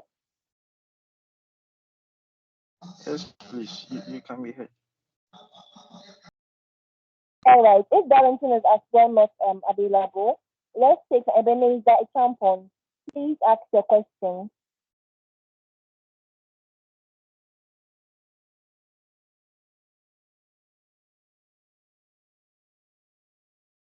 Ebenezer Champon. You can unmute and speak, please.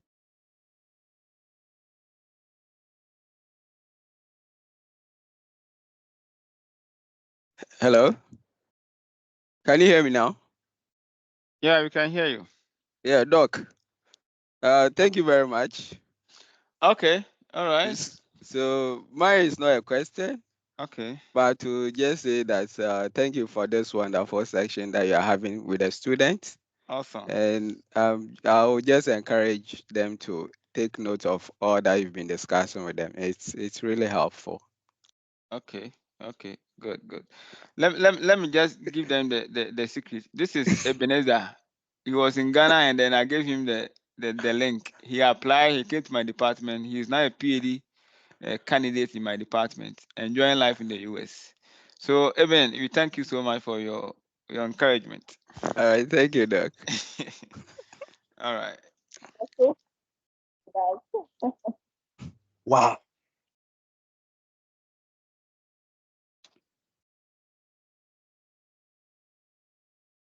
Thank you so much, Ebenezer, for your encouragement. I'm sure we are taking notes. We are going to do our best to take all that is being said here very seriously. I think we have another question, if you are still taking questions.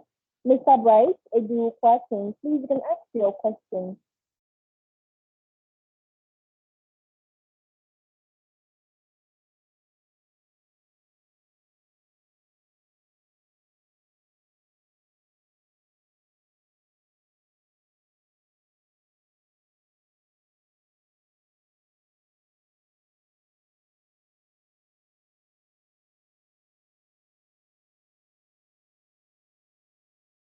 All right, if Mr. Bryce is not available to speak, who else? Okay, please your hands are up. Please ask your question, please.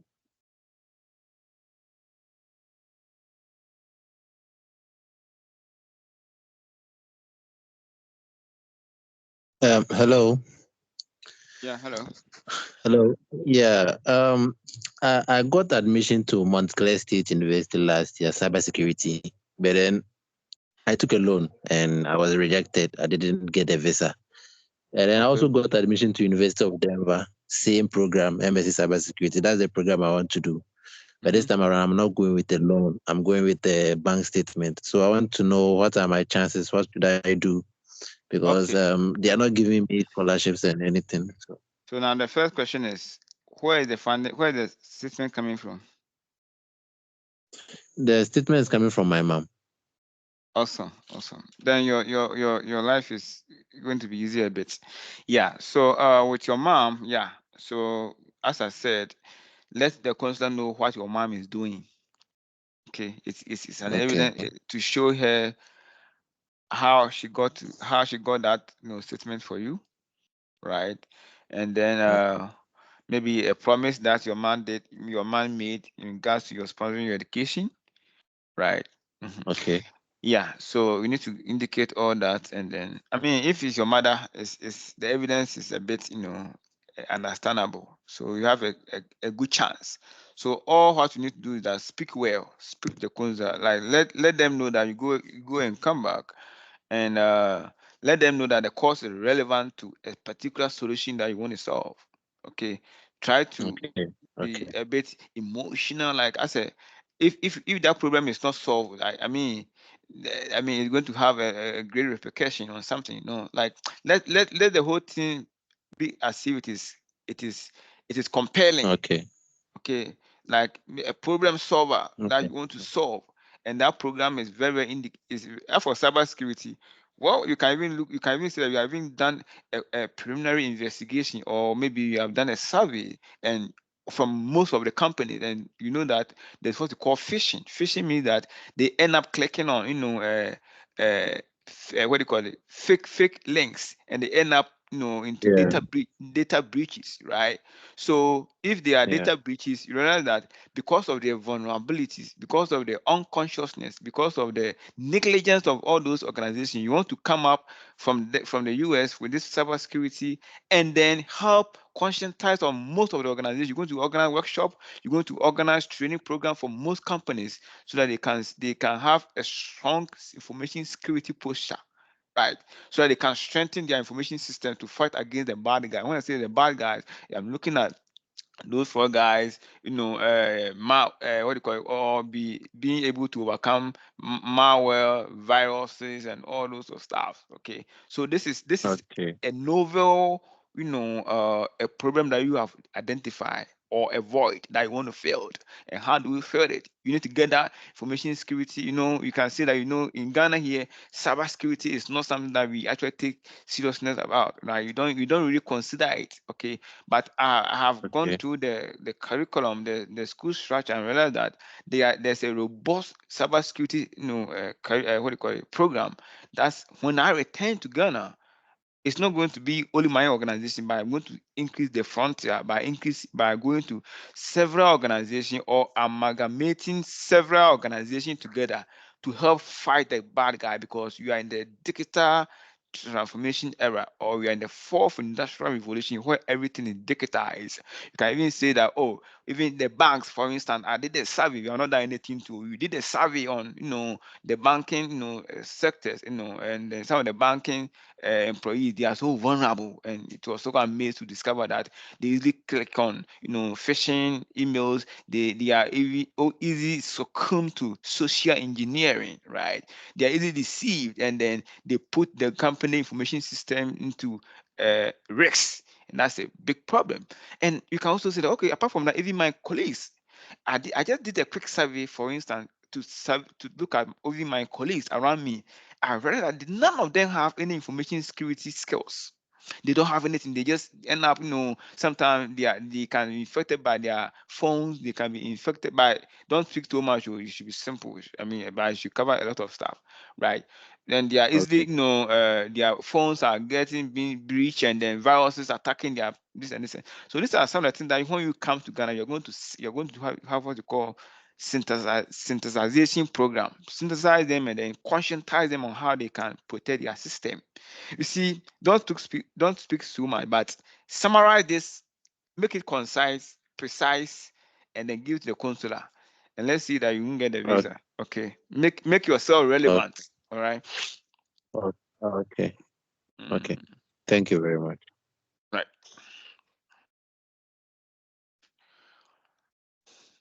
Okay. So I think I could see Opare. Opare, do you have a question? Yeah, as I could also see Asantua. Ifwa, do you want to speak now? Yeah, Ifwa, Yes, you can I speak. wanted Yeah. to find out. It's a follow-up question on the gentleman who spoke about the loan. So I Right. wanted to find out, will they ask the source of the loan? Say you got a loan from maybe an organization, or maybe an organization in the USA. Will they ask the source of the loan and how you got it? Is it a question they'll ask? And if you say yes, you got the loan from probably an organization in the USA, although you're a Ghanaian, are you likely to be bounced? Oh, no. Yeah, so there's what you call the Empower loan, especially when your school falls under their category, right? For them, all what they want to see is that that one is up to the organization. If the organization approve you, because before the organization will approve you, at least you need to show some evidence of you paying back the loan. Okay, so that one, the official visa official will not go to that extent to ask you how you got money, how you got statement for the loan people to grant you the loan. No, so they'll be looking at the loan statement. Okay, yeah, but I must say that if you go with a loan, then you should be able to speak well, right? You should be able to speak well. I know two of my students who came here with Empower loan, and they are here, right? So it is possible that you can get it to the Empower loan. Okay, so if you are in that shoe, you don't have funding, you don't have anything, consider the loan. Just enter. When you enter, your school will give you funding, and you forget about those loan company, and you can. I am saying it, mark it on the wall. Just enter. Whatever means you want to use, just enter. When you enter, first semester is where you struggle small. The second semester, you get scholarship. Yep. Are you okay? Okay, yeah, awesome. Yes, no, I'm fine. Thank you. All right.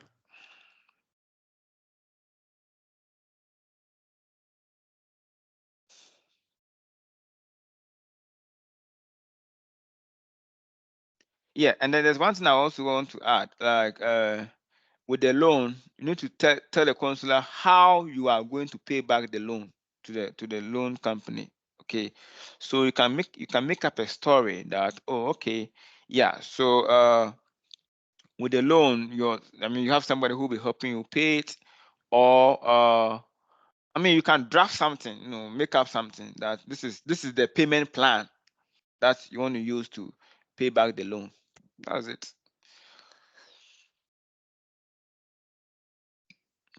Okay. I could see Joseph Aqua. I do have a question. I have some few questions I want to ask. Okay. So a friend of mine had an admission at one of the universities in USA, okay. And they were asking him to provide a declaration of finance form. I have no idea of that, and I wanted to know if you can give me information Can on you say that one more time? Declaration of what? Finance? Finance form, yeah. From the school or the embassy? The school is requesting for such a document. Yes. So that is when they want to give you the I-20. You need to, especially those schools that doesn't have any funding. They want you to show whether you have how you're going to pay for your tuition, right? So you need to, and let me also say that getting the I-20 is not like you getting it automatic. You need to show proof of finance. Okay. So if the school is giving you assistantship, then it will just go ahead and then apply it to it. But if the school is not giving you anything, that is where you need to declare your finance, where it is coming from. It can be after the school, they don't care where the money is coming from. Your uncle, your whatsoever, they don't care, provided that you show evidence that who is going to pay the fees. So you can get statement from anywhere and then add it. All what will appear on your I-20 is that the money is the tuition is being paid or being taken care of by a family member. That's it. Yeah. So if it is mother, father, or whatsoever, mostly they indicate that family member, right? Okay, Doc. And the second question is about the SOP. The SOP, you're saying you shouldn't use AI generated SOPs. No, they will catch you. Okay, is it the school or the consular? Oh, for the consular doesn't use any SOP. So the school will be the one to detect whether it's that is when you are doing your application fresh, like you are now starting.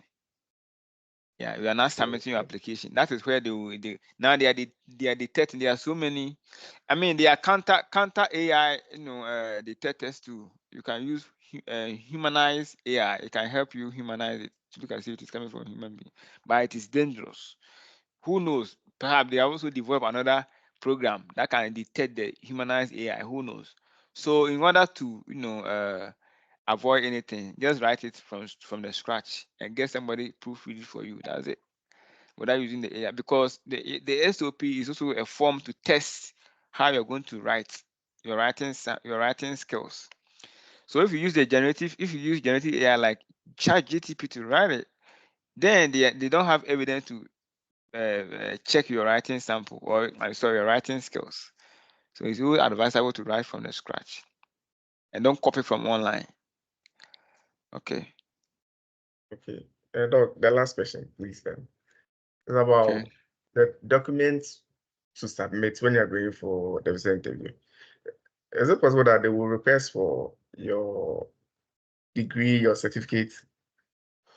Oh, at those styles is highly possible, right? But make sure that you put them together, and they can ask at any time.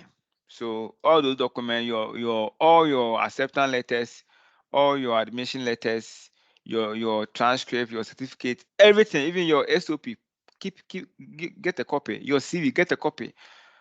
And sometimes you can even get your what do you call it, your birth certificate.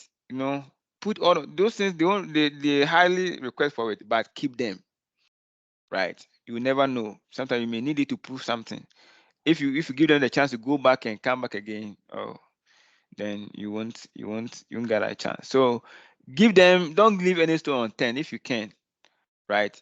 It's better that way than giving them the opportunity to give you what do you call it? They will ask you to submit a document or what do you call it? A supporting document before they can give you the visa. Sometimes they will deny you, but the denier is that there's an insufficient document. They can give the chance to bring it or to submit it or reappear. So hold on to give your chance, hold on to provide all the documents, even if they are not necessary, file them, arrange them very well. You can use a sticking stickers to place it on each. So that, because I know for sure sometimes your adrenaline level or you have something you call emergency homo. Sometimes because we have thought about US, and you go to the embassy and then you just speaking like this, a lot of people go and their legs will be shaking, just like that. Not because they don't have they have first class, they have funding, but their legs will be shaking because they think that they will be bounced. Okay. And one way to avoid that is to practice. Stay in front of a mirror, practice. Stay in front of your people that you trust. Let them interview you, right? You know that. I used to do mock interview for people when I have chance. That one also helps, right? So you need to consider all that. Yep.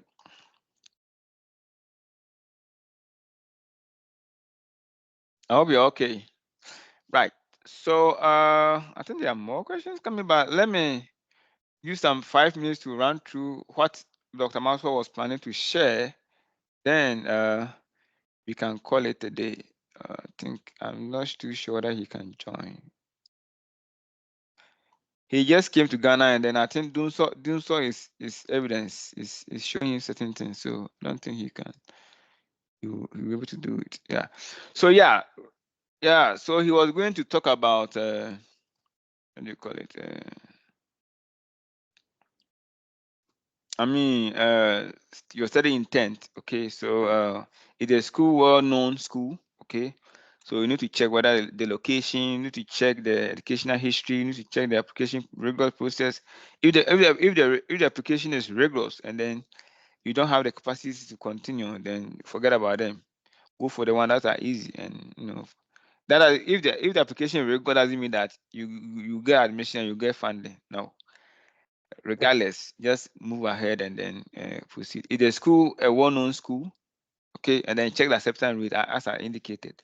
The higher the acceptance rate, the higher level you are likely to get your what do you call it? Your school getting your admission.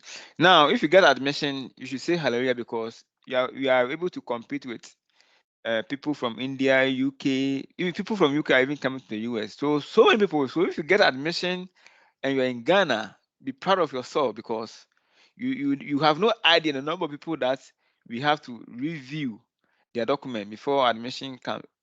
Look at Chinese. There are a lot. They apply a lot. Indians. Oh, and you're able to get admission, get your visa. Then it means that hey, you are an exceptional. Right. Yeah. So as I was talking about Harvard like this, you have 4% acceptance rate. So your chances of getting 4%, your chance of getting admission in Harvard, you can tell us if you get admission. Yes, but people get it, right? So if you are applying to so many schools, you can apply to one school, maybe Harvard, Stanford, Oxford, those kind of baby schools. One of them at least to try your luck. But if you don't want to waste money, don't look at these schools, right?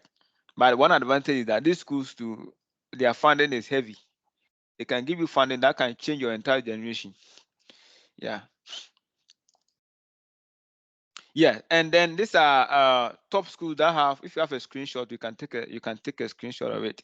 These are schools that have high acceptance rates, right? So if you want to get to school, if you want to get admissions so fast and so quick, look at these schools, right? You can take a screenshot. Right, but usually if the acceptance rate is 50%, then it means that it's a good school and you have a chance of what getting admitted.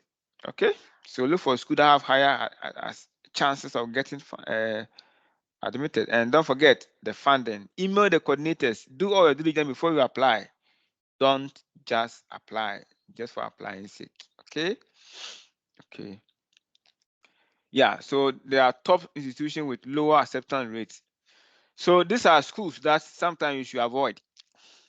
Okay, if you can avoid them, but you can try it. I'm not discouraging you, but you can try it. But just you yourself check that acceptance rates. Right. And then most of these schools, sometimes you don't pay admission fee. If you get that chance and you're not paying admission fee, you can try it. But the only challenge is that yes, there's one thing I forgot to add. Your recommendation letters. Go to people, especially if you have a lower and you have a strong GPA and you have a strong SOP. Your recommendation letters should also be strong before you can get an admission. Okay, so go to people that will favor you. Don't go to these principal lecturers. Yes, when I was with what do you call it? I have written over 500 what do you call it, recommendation letters for Eugene students. Right, I don't waste time because I know the benefit they can get. So I take my time and write strong recommendation letters. So when you are requesting for recommendation letters, be selective. Don't go anywhere. Be selective and get to people who will give you the good recommendation letters so that you can get your school, your admission and all that. Right. Okay. So these are schools that have low acceptance rates. Okay. Right. So if you can try them, but if you don't really have money to spend so much, don't go there. Right. Look for the one that has higher acceptance rate.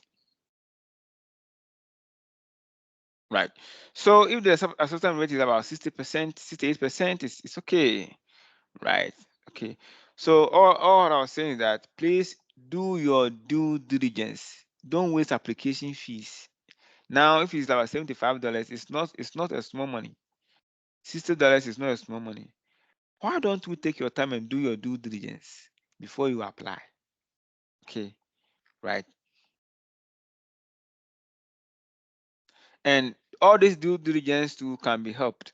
So that's why GSN they are there to help people who want to be helped. Right. They can bear all those struggles for you to help to make your life easy. Okay. Right. So I've posted the link there. If you can, you should be able to join the scholarship, because most of the time when they go for the interview, the mock interview, I post them there so that you can also look at them before you go for yours, and they helps a lot. Last year, a lot of people had visa, and I posted all of them there, and their visa transcript, and it helps a lot so that you also don't make the same mistakes, especially those who got approval. How did they get the approval? And then how their responses were. So if you look at them, your chance of getting your visa is high. And then benefits with high acceptance rates. Okay. Yeah, I mean, with the high acceptance rates, you are likely to receive scholarship because they have scholarship a lot, and then usually on merit-based financial aid. And then some of the school, they won't give you the scholarship right away, but they'll give you the opportunity to apply. And that application, don't joke with it. Do the application well and get an amount of $75,000, and they are going to pay for you for free money. So if you're doing it, do it well. These are all called free money. Okay, so take your time and do it. And then doing right fit program. Okay, yes. So make sure that you qualify for the program before you start.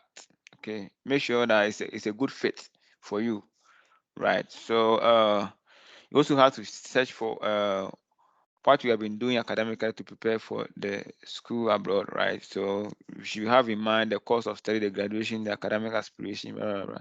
You should have a plan before you start. Yeah.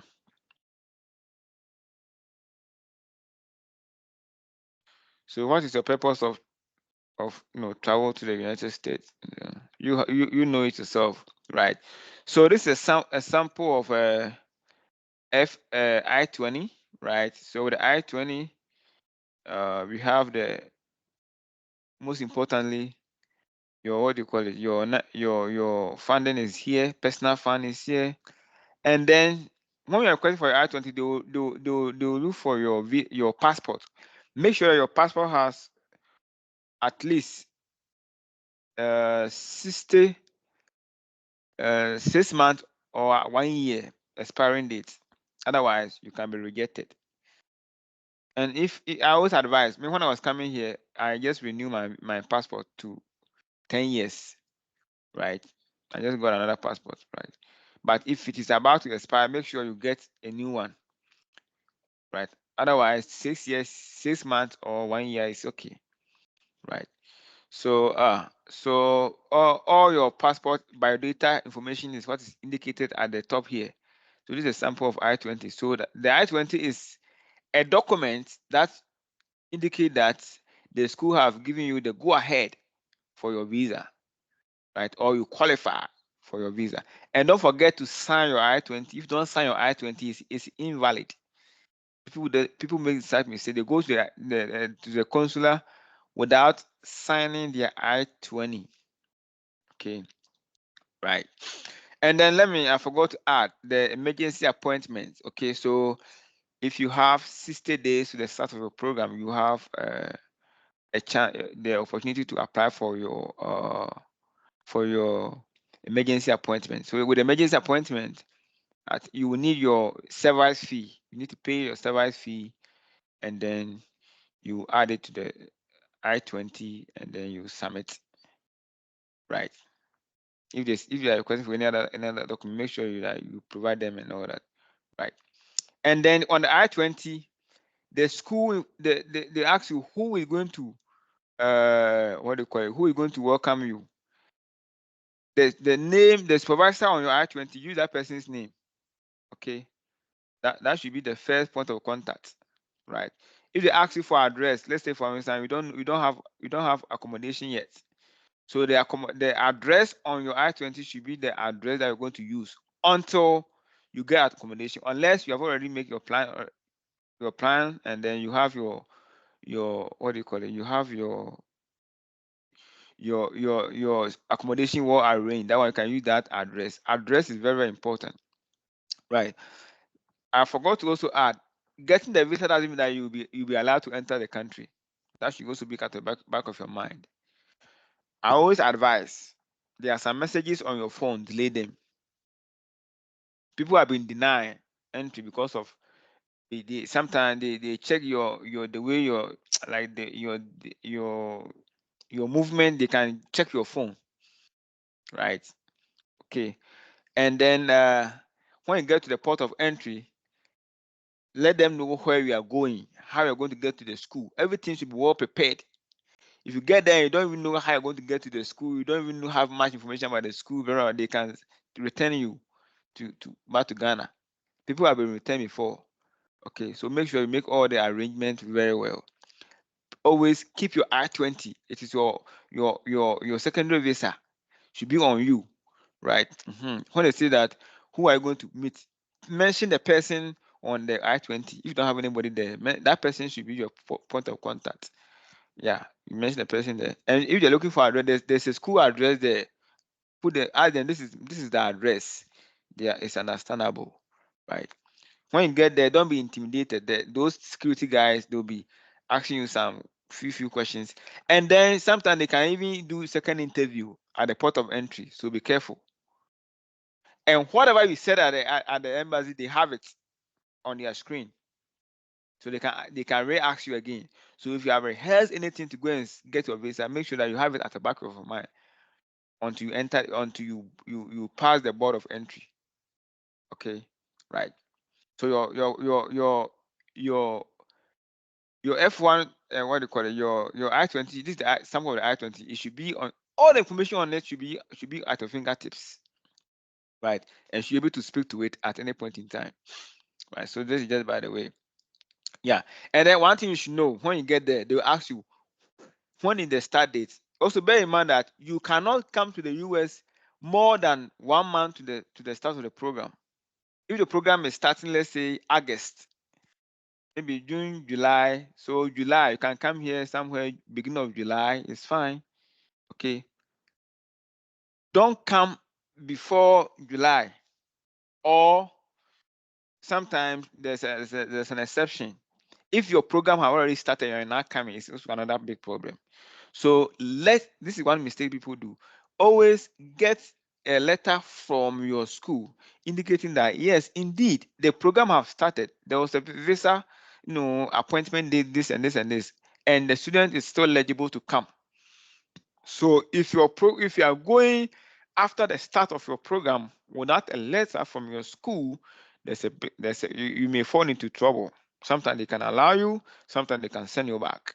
So to be at the safer side, sometimes if you get your visa after the program, get a letter from your school indicating that indeed the school has started, but we are still waiting for you to come.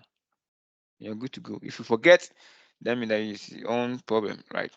So I think I have chipped in other essential information. Okay, so there's no student visa quota, right? So yeah, so the student visa interview is just a test to know that you have met all the guidelines. Okay, right. So all what they are trying to do is to test your trust, whether they can trust you. So do everything for them to trust you. One thing I also want to add is that information on your I-20, information on your DS-160 confirmation page, and then the information in your passport should match. If there's any discrepancy, you are not going. Even if the visa consular didn't say it, when you go to the port of entry, they can see it, they can return you. So if there's any changes in your name, get affidavit of support. If there's a slight changes, all what you're looking for is that sometimes certain things changes, but look for supporting documents. Don't forget to get any supporting document to prove anything that you want to prove. They don't believe hearsay or just math. They want you to have evidence to prove. Okay, right. Tell them and tell your story and let us know your evidence. Okay. Yes, so it is recommended that give full answers but in concise formats. Full answers. Talk about your school program, your focus, your intent, what are your plans, blah, blah, blah, right? Include details about your funding sources, the who, why, and how is the funding. If the council asks you, you should be able to explain it. Don't the moment you be rattling around around it and they will deny you. Straight to the point, and you're good to go. Right. So funding your school abroad is what Doc wanted to talk about, right? So we have what we call the Empower loan, right? Okay. So you don't need any consignor, you don't need collateral, you don't need any private loan of interest, right? Okay. You can also get some campus job. But bear in mind, if you're a student, you can do 20 hours for a week. You can also do off campus more than 20 hours. That one usually around 11 to. This is not money, right? But I mean, there are way of getting some small coin from somewhere. That one too, you can help you out when you come here. You get some money to support the family back home. So apart from campus job, there are other way of to get connected, get yourself connected to the Ghana Nigerians, Ghanaians community to help you a bit, but just be careful, right? And then fund your education, okay, and live your dream. So empower, right? So empower is simple. It has a simple application that people have used to come to the US. So you need to show financial statement and then how you're going to pay the money back to them, and they'll give you the loan, and then you have to establish your payment plan with them. So, but Empower doesn't cover all schools. It should be the school that Empower covers. So Empower should be considered that is your last resort. Nothing is working. Not you have turned around everywhere. Nothing is working. That is when I will recommend you to get Empower loan. And people have used it. You can also use it to come here. Their requirement is not laborious. It's not too stringent, so you can get it too. Yeah, so you can use the Empower loan for your educational expenses, tuition, books, meal plan, housing, insurance, right. So you can get as much as 50,000, as much as 100,000. Right, okay, that's the maximum is 100,000 US dollars. Get this loan. When you come here, you will not be using this loan. The school will give you funding. Trust me, the school will give you funding. There are so many funding you need to apply. You just quickly apply for them. For the first semester, you start small, and even the payment is even done by number of credit that you take. Okay, so if say for instance you're supposed to take 3 credits, maybe every credit is taking you you're supposed to pay maybe 2,000 for every course, right? 2 times for every course. You can tell them, oh, because of the financial difficulties, you want to take 2 courses. They can let you do it. You maneuver and then do some campus job. You maneuver outside, get that money. Even sometimes, even when you get to the semester, first semester, in the middle of semester, you can get funding. Even at the beginning of semester, you can get funding. So when you get the funding, then you just the one thing is that when you get funding, okay, and all the money that you have paid, they can give it to you back as tuition fee. The lady at University of East Tennessee, they get the money to her. They give her the money back. So and they gave her the funding. She didn't have anything, nothing. She used her uncle statement and she came. First semester she was struggling small. The the last aspect of the latter part of the first semester, then he got funding. They refunded the money that he paid, and then he started earning stipend at the same time. The tuition fee was taken care of, right? So Empower should be your last resort. Okay, Empower should be your last resort, and that I call it the last savior. So get the link, apply. They don't have any difficult application process. Oh yes. So upon final credit approval, so Empower is able to give you letters to support your application, and then it will also appear on your I-20 that Empower is sponsoring you, or they can categorize it in a different form, and you're good to go, right? So Empower can be considered if you need sponsorship, okay? And don't be scared. Don't be scared about this loan. Trust me, when you come here, you get funding, and then you forget about these people. Right. So I've said about all the visa interviews. Okay. Yes. So Maxwell handled this one. Maxwell handled those of you who are into nursing. Okay. He has a special way of helping people with nursing programs. Okay. So if you're interested in the nursing program, that one is a special program. And getting admission is simple and straightforward. So Maxwell will be helping you with that. Those of you who are into nursing.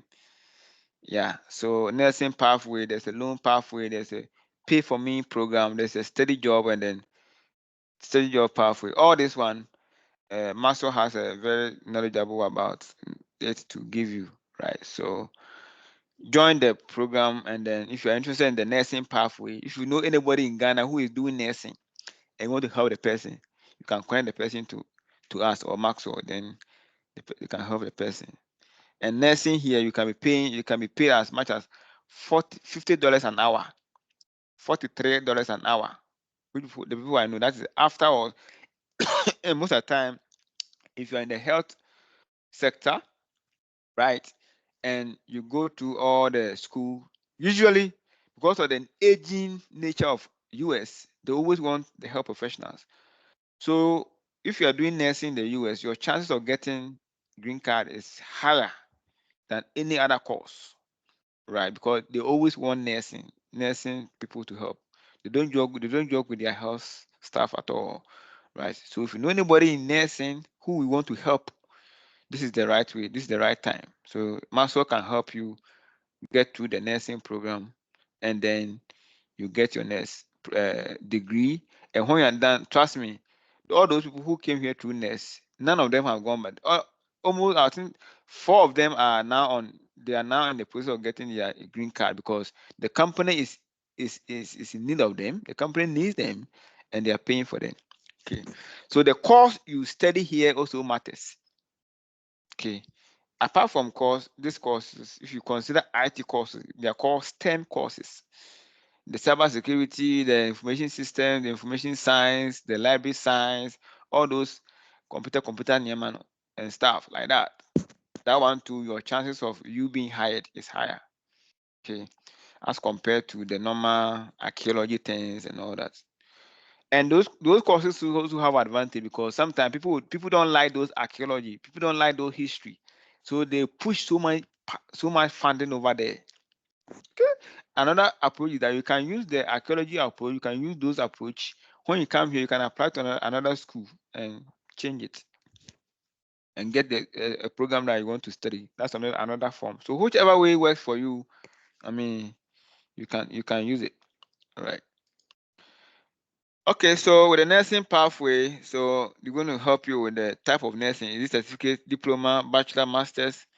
How long have you worked as a nurse? If you have worked as a nurse before, oh, your life is easy. You get your visa simple, and your admission too simple.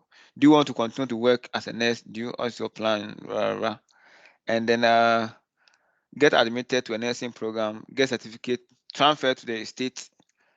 Yes, there's another way, or you can transfer your nursing certificate from Ghana to US directly. Yes, so those people who are doing nursing, help them, connect them. They can help them and all that, right? And then employment too is also easy when we are dealing with the nursing people, right? And then yeah. So if you want assistance with the application with the nursing, Maxwell is the one who handles that, and he will be able to help you out, right? Okay, that one I recommend that you seek help. That one I can't lie to you. He will help you out.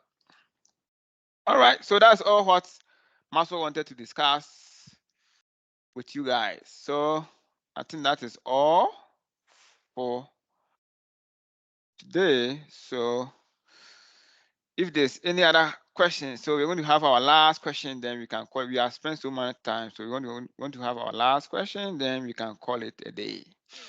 Right. So my number is the group also there. Contact me. I'll give you all the information that you need. I want to help you people. So get connected. All right. So at this point, if there are other questions that you want to ask, I'm willing to answer you. Okay. Don't forget to ask questions. Right. Okay, Jonas.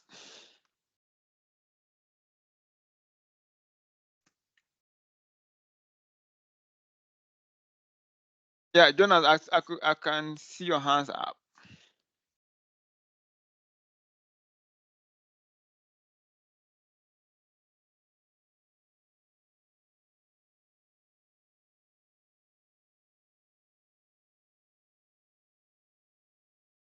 Right. Who? Okay, I could see. I think Jonas, if you have a question, you can bring it up. I could see Hannah. Is it Hannah?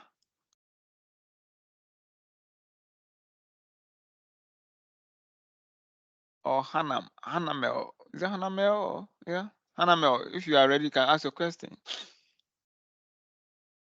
Okay, I wanted to ask. You Okay. made mention that the nursing program, the pathway is very easy. So I wanted to ask about other health professionals like pharmacy, doctors, and all that here in Ghana. Is the pathway also there for them? Yeah, he can also help you out. Yeah. Anything related to health, right? Yeah. But the most one is the nursing and doctors, right? But other ones too are also there. So don't be discouraged if you're not doing nursing. Any other science, health related courses, I mean, can help you out, right? So you also have a chance. Okay, thank you. All right, thank you. Derek. Your hands is up.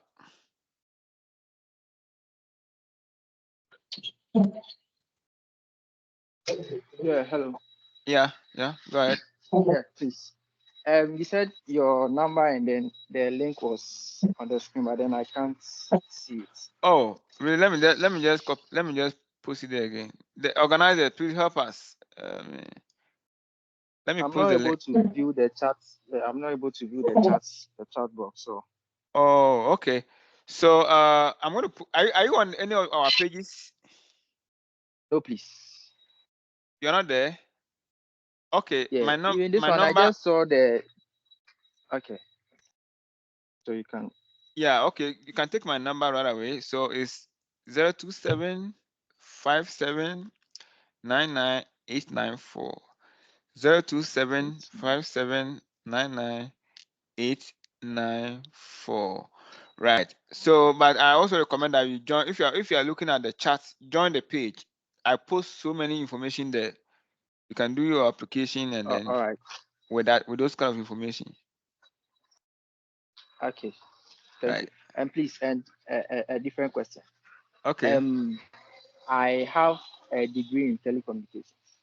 Okay. But yes, I did my research in wireless communication, and then after school, my national service was cyber security related, and then a bit of telecom. Okay. Yes. So yeah, with my professional and academic background, it lies between wireless communication and then cybersecurity. Mm-hmm. And I was planning to maybe, you see, I've been researching on schools, but then I wanted to know if I can code email professors within the same department, because most of the cybersecurity, they are in the same department. Okay. And then apply for maybe the wireless communication and the cybersecurity at once in that same school, or I have to do it like separate. Just this school, I choose just maybe cybersecurity or wireless communication. Yeah. So if I'm in your shoe, I'll focus more on the cybersecurity, right? Because US have opened more than 1 million jobs to fill cybersecurity roles, right? Because I teach cybersecurity as a boot camp. It's a boot camp cybersecurity that I teach. Just 6 weeks, right? And then with intensive interview preparation and other stuffs, and you can get 6-figure job. So just imagine. So if you use the cybersecurity route after school, then you can be hunting for jobs, okay, through the cybersecurity. That is where potential is, right? So I mean, I'll give you the best option.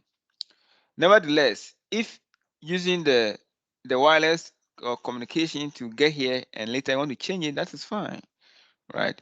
And then you asking what I want to do it. I suggest do it from different school, so that you can increase your chances. Yeah, don't do in the same school. Otherwise, sometimes even if they get to know you, like you are even not certain, you are even not certain yet.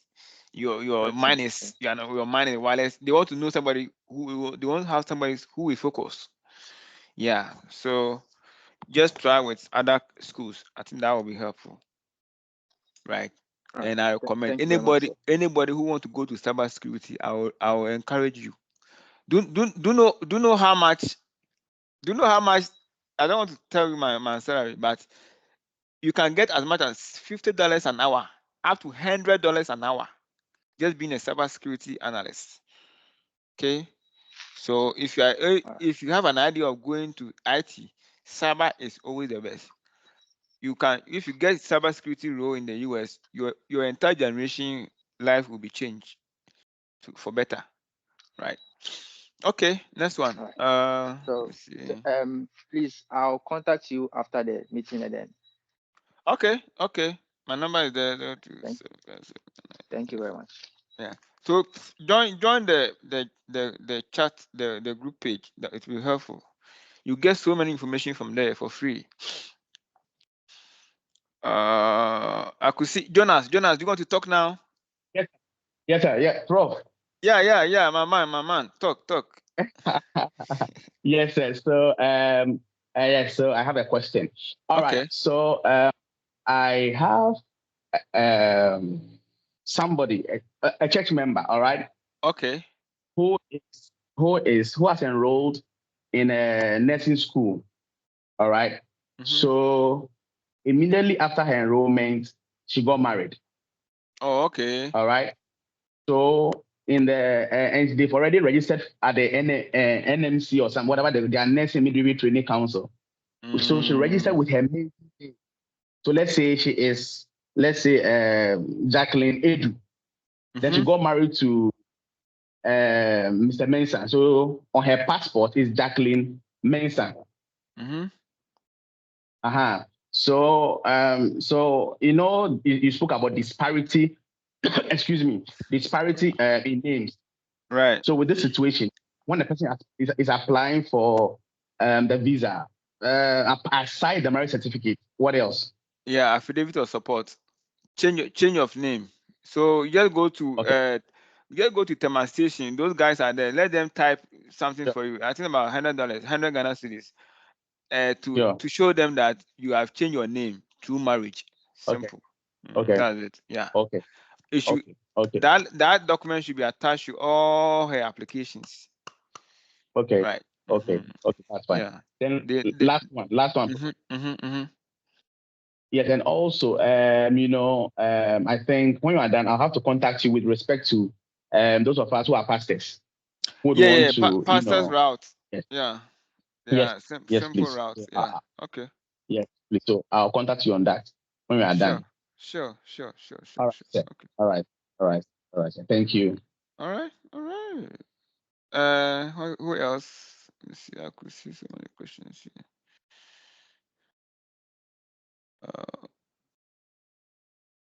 Darlington, you want to ask a question? Yes, please, Doc. Dr. Noah, God bless you so much. I want to ask if how do we get through to Dr. Maxwell Frimpong in case we have any questions for him pertaining to the health. With the health staff. Yeah, the health. He's on the page. Have you joined the page that I posted in the chat room? I'm already in the page. Yeah. I'll just connected to. Just let me know, or maybe one of the organizers, George. Okay. Yeah, I'll just give you a number to him. Sure. He will just take you through everything. Simple. Just simple guidance. You are good to go. All right. All right, Doc. Thank you very much. Okay. Who else? And is it Quentin? I don't know. Sorry if I mentioned your name wrongly. Is it Quentin? That's what comes to mind. You want to ask a question?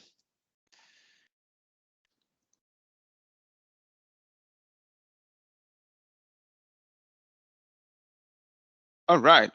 So I think that is all for today. I mean, we have answered. I mean, you will still come up with questions. So be on the page. If anytime that question comes to mind, just post it on the page, and you will help you answer it. Yeah, and those of you who have started with the mock your visa, help us with the mock interview transcripts, and then others can also learn from you. Okay. So let me just end here by saying that getting to the US or wherever you want to go can be possible, right? It's possible. All what you need is the right information and that courage to overcome all obstacles. Sometimes I just be honest with you, it's not going to be rosy as you might say it. Okay. But if you with determination, I know some of you might have been bound before, rejected before. Don't get discouraged. Don't get discouraged at all. Right. A lot of people that I've helped, sometimes the first time, second time they get it. But people, the moment they get the first rejection, they've given up. They'll give up and they go and start makeup business. The makeup business is fine, but bounce again and start applying. Okay. I must say that if there is no job in Ghana, this can be an opportunity for you to change the narrative in your family. Okay. I always tell people, the guy who let me mention his name. It's called Mahama. Also, my TA. If he's going to his hometown what do you call it? There's no connection there unless he comes to a nearby village before he can get connection. Look at somebody who is having over 100,000 scholarship. He's the one of the guys who applied from bachelor to PhD straight, right? And one of my students also, do you know what? He goes to school, is it Penn State? Yeah, Penn State. And upon giving him the admission, the school wrote back to him and tell him that in case another school have given you an offer, they should let him know within the time frame so that they will increase the funding so that they will be on top. So just imagine, they need talent, they need people, they need you. Don't think that they need you. So package yourself well. The guy has 75,000 funding. Okay, I told him that, I mean, he said he was saying that he want to wait and see if somebody will give him funding so that the school will increase the funding from the semester. There's no time. Just go ahead and apply. And then he's now scheduled for interview and all that. So just imagine 75,000 US dollars. Somebody going to pay for it for free. Okay. So don't give up. If you have been burned before, bounce back. Search again. If you need help, come to us. We will help you out. Bounce back and start again. Right? I always tell my people, my students, that if you are not born into a rich family, let rich family come out of you. And studying abroad can answer this. So this should be at the back of your mind as you are living here today. Change the narrative. A lot of people who have come to abroad, they have not returned. They are changing the narrative of their family, right? Later on, they go back to Ghana and start big businesses and blah blah blah blah. Right? You coming here with legal status, you are good. You can change your status at any point in time. There are so many opportunities. You can maneuver. I mean, when you come here, join network, maneuver, and you'll have your life good. Okay. So I repeat, if you don't come from a rich home, let rich home come out of you. If you are born into a poor family, it is not a mistake. But if you die as a poor person, that is what? A mistake. Right. So make sure you take the opportunity, change the narrative. I have seen the opportunity here. That's what I'm telling you, to take that opportunity. I mean, that bold step, okay, and make your study abroad a reality. So that's all I have for you today. I'm leaving you guys. Ponder over it. Make your plan, write them down, make your plans, and if you need help, come to us. If you want to apply, follow all the guidance and get your school, in there. If you don't try it, you never know that you won't get it. If you don't try, the answer is always no. Okay, so that's all I have for you. I wish you all the best. If you have any challenges, come to me, then you will help you out. All right, so thank you so much. Is Favor still here? Yes, please. Okay, so I'm exhausted. So the onus lies on you to say goodbye to your people. Yes, please. Yes, please. Thank you so much, God. Like, wow, there's just so much I've learned that I don't know how to even do a recap. But ladies and gentlemen, I'm sure you have all learned a lot, and I'm sure you still have many questions. I'm sure there are some that you haven't even thought of yet. And so what we're going to do is funnel your questions to Doug directly. He has placed his contact details in the chat room. You can also join the group link. They were all, those who haven't seen it, kindly check the chat and join the group. More updates will be kept over there. There's so much that we can't cover in one night. So if you do you well, join the group and stay updated. I'm sorry, we're not taking any more questions for this session. You can channel them directly to Doc's DM on WhatsApp, or you can join the WhatsApp page and then we'll continue from there. Just as a small recap, like what Doc said, always prove whatever you say. If you are going for any, whatever statement you may make during your entire visa application process, always prove it. Your financial statements, whatever, always prove it. And like Doc said, speak with confidence. Do not shiver. Go straight to your point when asked direct questions, and give full answers, not long answers. Because if you shake, you are a potential immigrant. God will make way for those who are prepared. So always be prepared. Thank you all for joining this event. Once again, I have been your host, Favor, and you've heard from Dr. Noah Adjei. Doc, do you want to say something, please? Oh, that's all. And thank you all for coming. Yes, and the session was recorded. So if you join the WhatsApp group, we'll post the link over there for the recorded session. So yeah, you can share it to your loved ones and all that. Yes, please. All right. Have a good day or night, depending on your time zone. Bye. Bye, everyone. Bye. Have a good day too. Bye, Dr. Adjei. Bye. Where are you talking from? Okay, I think she's gone. All right.